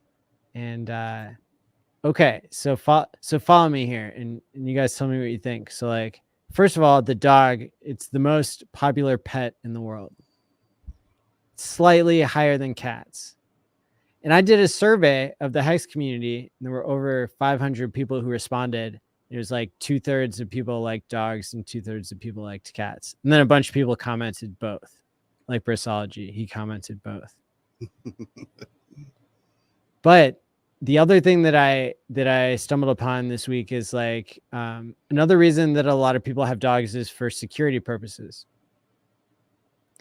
And it made me realize that maybe one reason why dogs and crypto go together so well is because the people who are deciding whether the dog coins are successful or like whether the meme coins are successful or not, those are people, who are buying and selling, and people feel more secure about having a dog represent their meme than I feel a rebranding of Time than Pays anything else. Me with a protective Dober dog. Ooh, yeah. Or HEX. We could rebrand HEX to have a dog mascot instead of a weird shape. The guard dog Doberman. I like that. Instead of like a pagan shape. Doberman Pays Me. That's what you should rebrand to. Just kidding. Yeah. All right. Well, I'll take it up with my with my team. But yeah, I mean, yeah, going along with just those two ideas that, like magic internet money is hard for people to wrap their heads around, but if you give them a more concrete thing to associate it with, like their love of dogs or the fact that they feel secure because they have dogs is, I don't know, it makes perfect sense. Like now I'll be able to sleep better at night, knowing that like I understand crypto that much better. Yeah, like it's like it. if Not my gonna lie, if it my was keeping me entry- up at night. Like why? Cause like Shiba outdid Hex. Like it went up Yeah. higher. It did like a 20,000x in like 160 something days. Something crazy. Well, I mean, that And, just goes back to adoption. It's like the more people that know about it, it's like, it what's the didn't law? drop It's as like, much. it's not Moore's law. What is it? Where it's like, it's all proportional to Metcalf. Yeah, and it's like it's all proportionate to like how many people know about a thing now versus later, and it's like, you know, they did a really good job of like getting out there and people talking about it, and it's like, you know, there's like this flood of people that were willing to speculate, and I'm sure there's tons of people that got wrecked, but it's like obviously they did an amazing price performance in the time that they had, but it was a nothing coin. Pepe beat us, but they cheated because they didn't distribute the tokens, and it was like the 7th version that somebody launched. So like that doesn't count. It like Hex, anybody could buy Hex sub Satoshi. Like it was definitely at that price. You know, like even the people who loved it were like not buying it at that price, whereas they had bought it before because it was reflexivizing to the downside. So like that counts. I don't know the history of SHIB, but like the impression that I got was that it was probably more in the Hex camp than in the Pepe camp, where it maybe really did do a 20,000. I mean, because look, Hex did a 20,000x if you staked. So that's probably popular or probably possible. But yeah, it's been on my mind because somebody pointed out to me SHIB's doing better than Hex in the bear market, and it did better in the bull. And I'm like, whoever told you that, tell them to shut up. Yeah, that's right. Do you guys, feel free to say no, but do you guys want to talk about the P-Dye conspiracy? No. Like, I mean, only if also someone explains this whole orange thing to me, because it's like I've just been irritated by all the posts. The orange thing is like, just it's a pump and dump. I don't even know what it is. It's like, it's dude, just a pump and dump. I've been hiding it on the comments as an admin on the channel because it's like I don't get it. I feel like it's probably a meme coin thing. I don't know. It's a meme pump and dump. So it's created by the same losers that I shouldn't say that. It was created by Accept Cookies, or at least he's the one that I think is spearheading it. I don't know. I haven't blocked, but his whole thing is he's like trying to do memes by Hex origin account, or origin address. I kind of Hex figured. orange address or something like that. I don't know. It's stupid. I think it's thinning out the crowd, and it's we could be pumping like legit coins. Instead, I feel like these guys are just trying to steal from each other via liquidity pools. It just feels sketchy. It's like the thank you Richard Hart thing too. It's like all that. It's like, yeah, that one's not. I don't know. It's burning coins, like I guess, but it's like it's a kind of like for idiots. It's like the reason why the chart is so up is because like you can't sell without taking a massive loss. Right. But the whole P-Dye thing is that there's been a new conspiracy where it looks like there's a contract called a Tropa that was launched very soon after Pulse Chain launched, and it seems to be absorbing P-Dye and then burning it into the liquidity pool, therefore making it more and more scarce. And one of the things about the P-Dye contract is that it's getting funds from a private bridge that was launched very soon after the initial bridge. So it was like, I think the first private bridge launched after the Pulse Ramp bridge. And so it's getting money from there. And quite honestly, I don't quite get it. I mean, I understand that Pulse Chain needs a native stablecoin, and I don't know if Richard can truly trust the Liquid Loan guys or Power City to always have Richard's back 100%. So it seems like Pulse Chain needs a native stablecoin, because the other deal is that all of the stablecoins that are bridged over, one of the attack vectors is that all those stablecoins are in the bridge. So that is an attack vector that if the bridge gets hacked, all the stablecoins on the Pulse Chain become worthless, and then that could be a death blow to the Pulse Chain.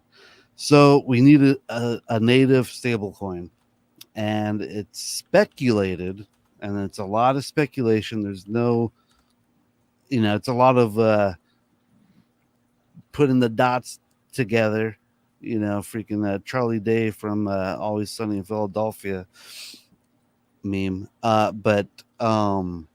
So they're just thinking that the P-Dye is going to get pumped up. Richard has some kind of secret sauce that's going to basically peg the stable coins to $1. But I don't know how that's supposed to work. I don't quite get it.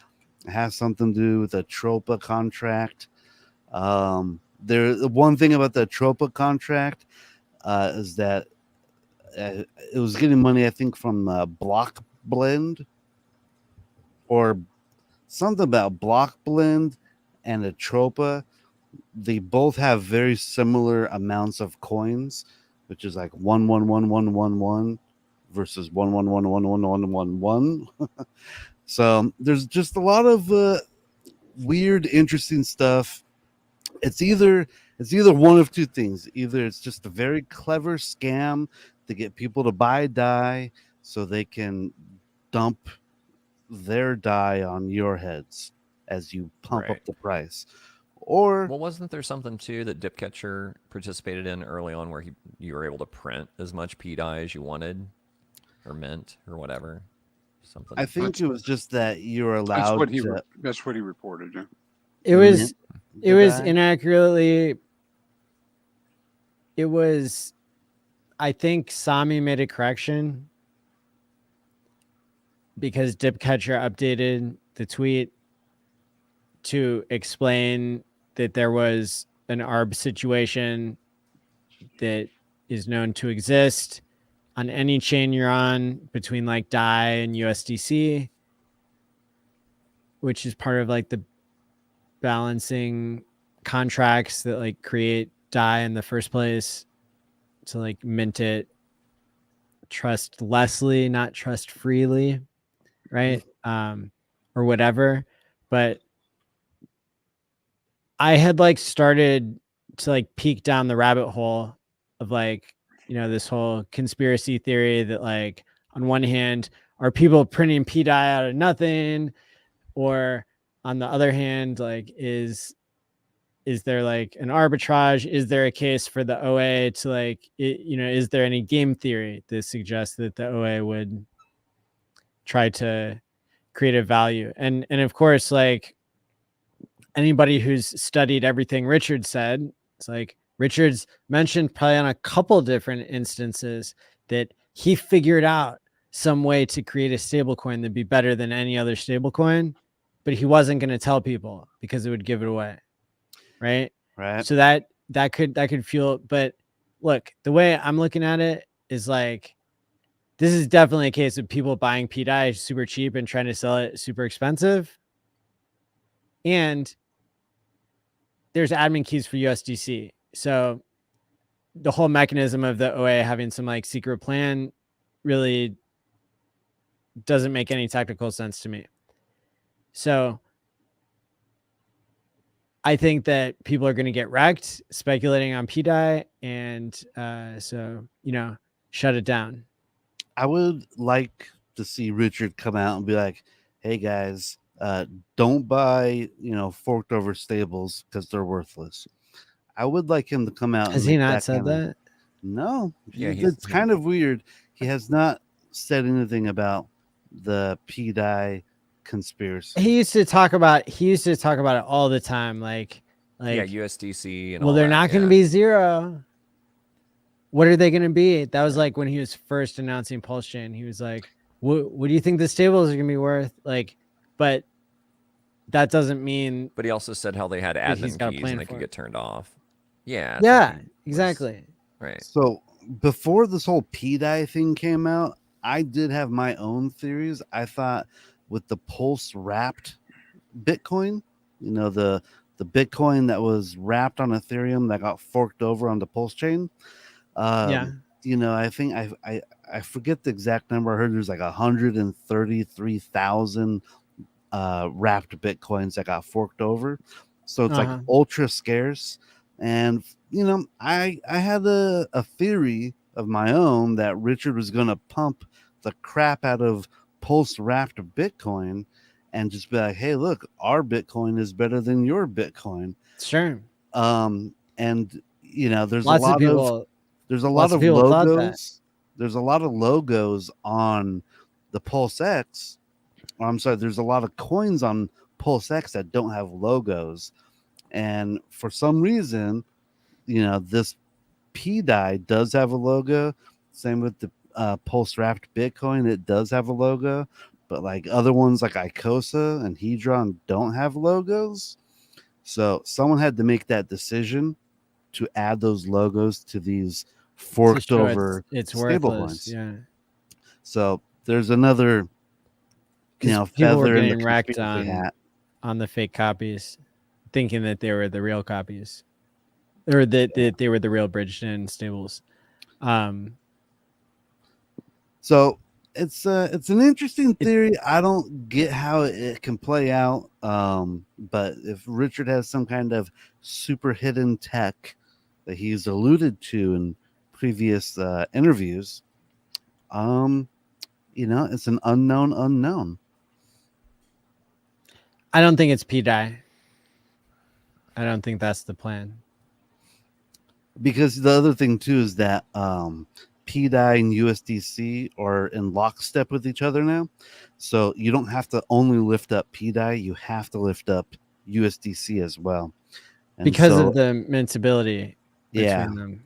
And so if those get pegged to $1, that means everyone is going to have access to about $50 billion of stables that that are going to have to come from somewhere. Exactly.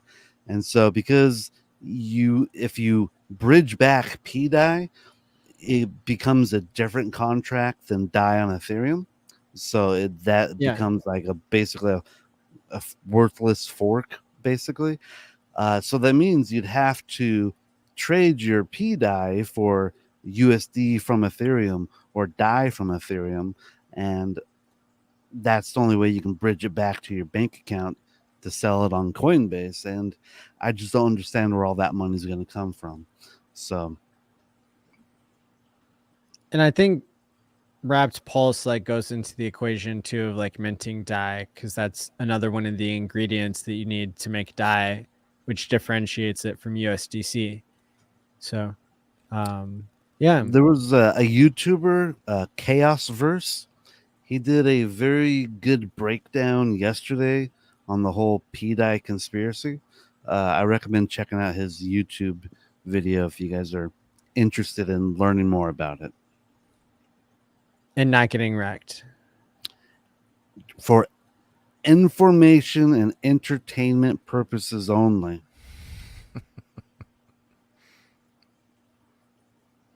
But yeah, I waited 2 years to buy a fork stablecoin. Think about that. How'd it go? Actually, PDI has been ripping the charts, so it's actually doing pretty good. Well, great. Now more people will lose money. Well, why'd you ask how it went? Careful out there, people. Yeah, be careful, guys. Don't. Like I said, it could be an epic. It could be a very clever scam. So well, and like, just be careful. And one of the things I think people lose sight of is like, guys like Briz and myself and other people out there that have, kind of dilly-dallied around in some of these degenerate behaviors. We have substantial HEX staking ladders. We are well positioned in Pulse and PulseX and, the other things. So it kind of gives us a little more latitude to do such things if we choose to. Whereas like what my concern is that newer people in the ecosystem looking to try to make up ground, instead of putting it into something where delayed gratification has been proven to be effective, like HEX, then, they're chasing these memes and just slowly, whittling away their economic energy. So just be very careful. Exactly.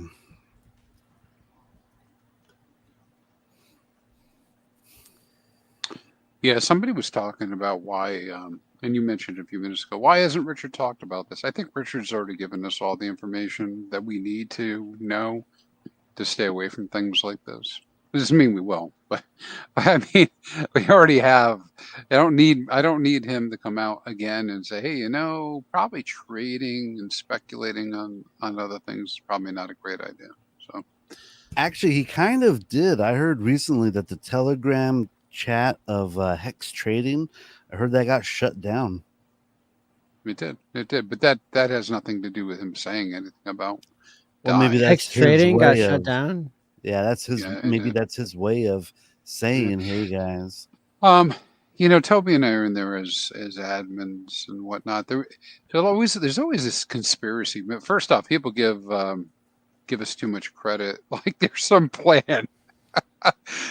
like there's some plan. The admins are managing things. It's a bunch of people that volunteer. And so, anyways, we had no heads up that was going to happen. It just disappeared. And if it was someone in the community that was us, we probably would have said something. I mean, it's not typical. You just go delete something like that or turn something like that off. Go ahead. It just got out of control. Yeah, we suspect it's Telegram that shut it down. It could very well be because it's like DOSBomb spoke to it on Wake Up Hex this morning. Yeah, he did. I heard him. Yeah, and and it's like it just got out of hand because it's one of those things where there's so many RH groups. I mean, that's why we formed like the admin channel for the admins to be able to kind of coordinate, some sort of consistent behavior with how to deal with things. Prior to that, it was a real free for all. So it's helped to some degree, but there's just so much traffic still to this day on the RH groups.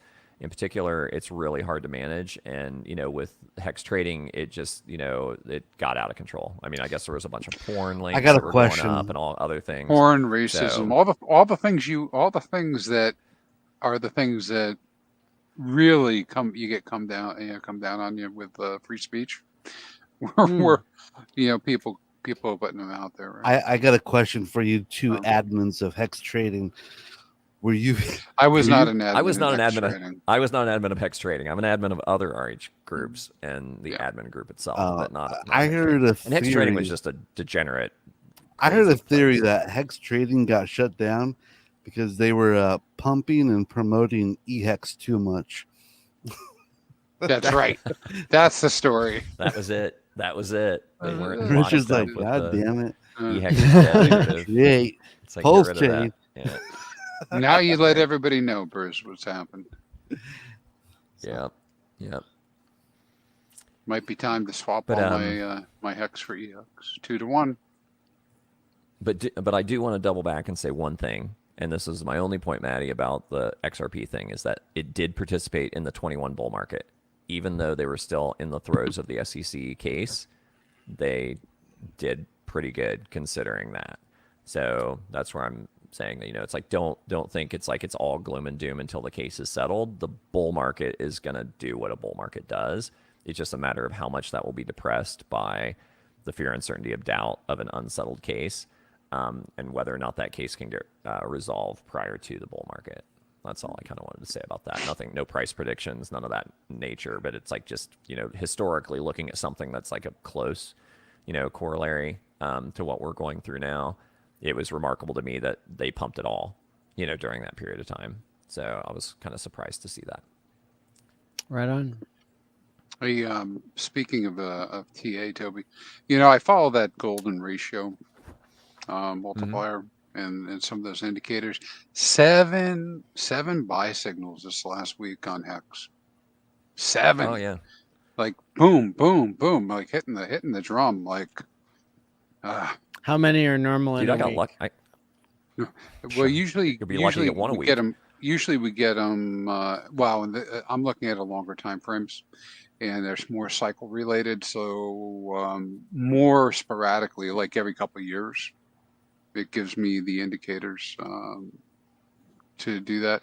And actually, one of the guys for HEX Trading is the one who put me on to that. Is the USCG vet a while ago, and so hat tip to him for having customized this one out a little bit.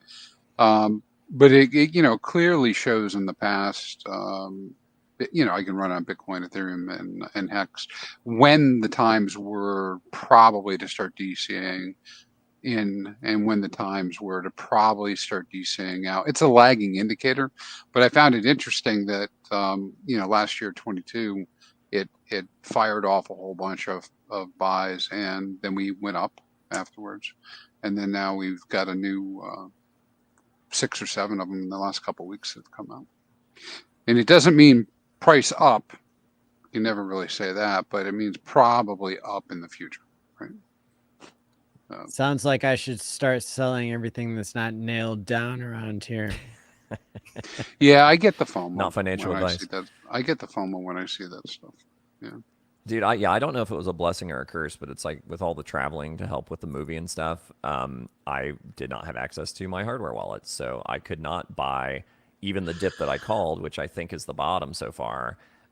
Which I just got lucky. I just happened to be looking at the chart when we were at a particular point, and I'm like, I think this is the bottom. And like within 45 Can you tell us minutes, we were how up low like it 40%. went? I think it was like on HEX, I think it was like 0042, I think. Yeah. What I'm about noticing Pulse? that we're doing this real nice long Pulse, crab walk. Like I went down to 3 something. And I feel like we're going to have a giant pump pretty soon. Just because after these like nice long like crab walks, it kind of goes up. Well, and if you look at Pulse, it's like, where are we? It's like we're pretty much at the best sack rate. Are there people that got the best sack rate that are going to be willing to sell at a loss after 2 years? So I think the people that are out, and the others are probably holding and waiting for that pump back to 3 zeros and a 1. And then I think we sit there for a while because that should be pretty strong resistance, in my opinion, on the way back up. So for me, it's like as far as upside goes, is if you're looking to DCA into things, it's like I think there's just a lot more opportunity in EHEX and PHEX. PulseX long term, I don't think has the opportunity that even Pulse has. But yeah, it's like the way that I'm DCAing at this point, now that I'm back home and have access to my treasures, is EHEX, PHEX, and Pulse. But the reason Pulse is that far down on my list is because I'm validating. So it's like I'm earning a fair amount of Pulse a day anyhow. Had I not been doing that, that hierarchy might shift a little bit. And I think I think all of it's a really good buy right now, but it's like not financial advice, of course. We're not all the woods. What about PulseX? Black Swan event. I didn't PulseX, hear you mention that one. Yeah, it's like, I just think long term the upside's not there. It's like I think people calling for a 10,000x on that might be a little out to lunch. It's like the way I look at it is look at the uni chart and like what it did, right? And it's like I know that there's other factors involved, and before all the PulseX guys like are out for blood. Uni didn't have buy and like, burn, did it? Right. That's what I'm saying. There's other factors involved that make PulseX a more interesting play. I have a bag, but I just don't know that the risk to reward is there like it is with even Pulse. And, the thing I think that's going to do the best from here in the next 2 years is Pulse. A close second, well, maybe not a close second, but it's like a second place, I would say would be EHEX, PHEX. And then PulseX would be the least of those. The Ink is unknown. Ink could be crazy. Ink could do some incredible things, but until I think there's a use case out for it or staking for it or some other thing for it, I don't really know enough about it. I know Access Alive is always talking about the tremendous upside, but it's like I don't know. Until they come up with like some kind of other case to hold it, it just seems to be a dump coin at this particular moment. I also had like almost an opposite like gut feeling than you, Joe, because I almost think Pulse X might be the superior performer, and Pulse Chain might actually be the underperformer. Because I was just kind of thinking, I'm like, maybe they want to keep the price of Pulse Chain low, so like when the transaction stuff does pump up and you need a lot of coins to make transactions, at least the coin will be like cheap to buy. You'll be able to buy a bunch of coins, and then like we'll be like, well, but where's our price performance? And then we got this guy over here who's just basically his whole point of existing is price performance. I mean, because he doesn't really do anything else either until single site staking gets enacted. Yeah. If it gets enacted. If it gets enacted. Those are just my original gut feelings. I'm like, maybe he actually wants Pulse Chain to stay relatively cheap. That way. And right now it's it's a bargain. I mean, it's at a greater discount than anything else, in my opinion. I mean, it's definitely a greater discount than Pulse. It's like what, a third of the SAC rate? Yeah. Yeah. And the end, it being at a very, very deep discount also makes me think that like, hey, when it gets up to that penny or 10 cents, you can really claim that 10,000x maybe a little bit easier. But well, and if you think of Pulse being a fork of Ethereum, it's like okay, the big thing was Ethereum did 14,000x in its first 2 years, but like it was the first of its kind to do what it does. It obviously has garnered huge adoption over the lifetime of the project. Can we really expect that same thing with Pulse? But that doesn't mean that it has no upside. It's like, 100x, 500x, 1000x is nothing to sneeze at. Like maybe it doesn't do 14,000x like Ethereum did, but that doesn't mean there's not tremendous potential for it. And then with Pulse X too, it's like, I mean, my concern there is also that there's other dexes that'll be competing with it. There already are. So, that all kind of cuts into its potential, in my opinion. So I would just be, my instincts are telling me that Pulse is going to outperform long-term over Pulse X, but it could be a situation where Pulse X pumps first. And, if you're timing things out right and you're ready to take profit, it could be a situation where you cycle some of those profits into Pulse and then you've really optimized. Well, I time locked 1% of my Pulse and 1% of my Pulse X for 55 years on a drip. So if that shit does it 14,000x in our lifetimes, then that'll be way more than I put into it just right there. So I could sell on a double and sell on a double and sell on a double and then still have more than I put in just with that 1% if it does numbers like Ethereum or Hex did. And if it doesn't, well, I'm out 1% of my bag, who cares? Well, one Pulse X is still worth one Pulse X. But in the future, it's worth more because Pulse X is bought and burned at such an aggressive rate. So, at the end of the day, it's all got liquidity with Hex and Pulse. It's so it's gonna do the same. I think a lot of these things are gonna do very similar numbers, but hey, so far Pulse X has gone down more, so that means less people want to buy it, and so maybe that'll change, maybe it won't. But I just want to say to Rich the topic in chat, build a staking ladder. Oh, he knows all about that. He's one of the longest viewers of Coin King. Okay, cool. Super Hex says, I'm looking around and finding ways to get all the cash I can find right now because this is all looking juicy. Sell the plane, says Hex Farmer. Sell his personal jet plane. I think Super Hex really just like flies. I think he just flies a private jet. He doesn't like own one, but maybe he does. His arms must be tired. Yeah. He had a really, really slick suit at the premiere. I'll tell you that. I think it was it Louis or Gucci maybe? But it was very cool. He's looking pretty good. Super Hex is awesome. I hang out with him when I go to Vegas. I want to hang out with Good Super stuff. Hex. Super Dude. Hex. He's fun, dude. Super smart, really nice guy. Sharp dresser, of course. But yeah, I got to go to dinner with him and Valley Brand when I was in Vegas a year or two ago. Nice. And, How's Brand spent doing? some time, and then of course in Miami. I haven't talked to Brand in a while, man. It's like he's. I see he pops up every once in a while doing a video here and there, but I need to call him actually. I haven't talked to him in a while. He's a good kid. If I could choose a little brother, Brand would be it, man. He's great stuff. Well, yeah. Well, I guess I mean, I think. Okay. I mean, YouTube, Riz, you can be my little brother too. I'm trying to grow out my mustache like yours. You got it, man. You just got to cut it right there. I want to turn this into the mustache gang. I will shut it down before that happens. If my fiance didn't like the mustache, it would already be gone. I'll tell you that right now. It's like I'm a little over it, but it is what it is. So, but I'm looking. But I'm forward glad to the you clips, guys. Maddie. I'm glad you guys are rocking it so well. That's what I'll say. Thank you.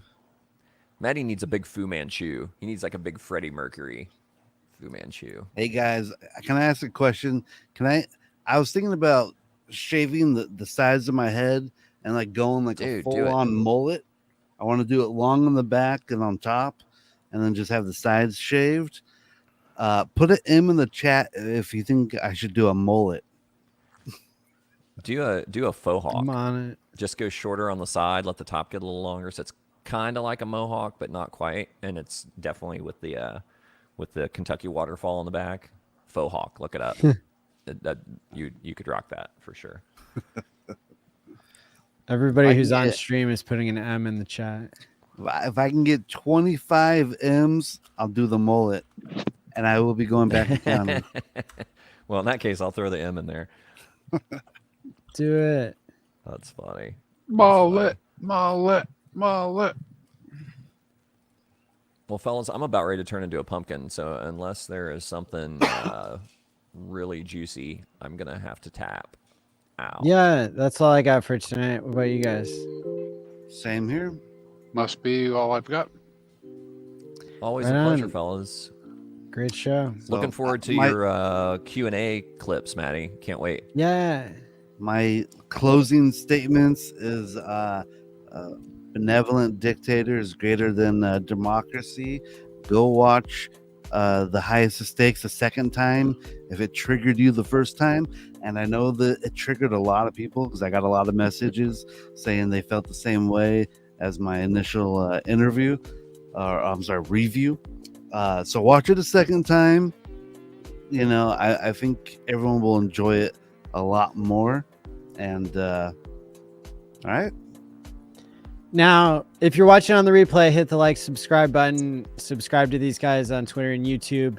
Leave an M in the comments on the replay if you want to see Brisology in a mullet next time. And business up front, party in the back. Hell yeah. Don't miss Hex Therapy Live this week. I don't care what lawyers are on. You're just going to fudge yourself out. This last week, I undid a hack on stream. And I'm going to do the third part of that video coming up this week. So you'll be able to see those seed words I released. They didn't help you because you didn't have my second seed phrase. Brisology? I just also want to say to the community, everyone's watching. I know we get, a pretty big chunk of viewers. If you see Kelly from the movie saying unfavorable stuff in a video sometime in the future, be nice to her, guys. Be nice. Show her the way. Do not attack her. Yeah. Educate. Inform. Educate. Do not hate. Educate. Educate. Get a treasure from the link in the description below. And until next time, stake wisely, my friends, and peace out. Peace out. Adios. Stay crispy.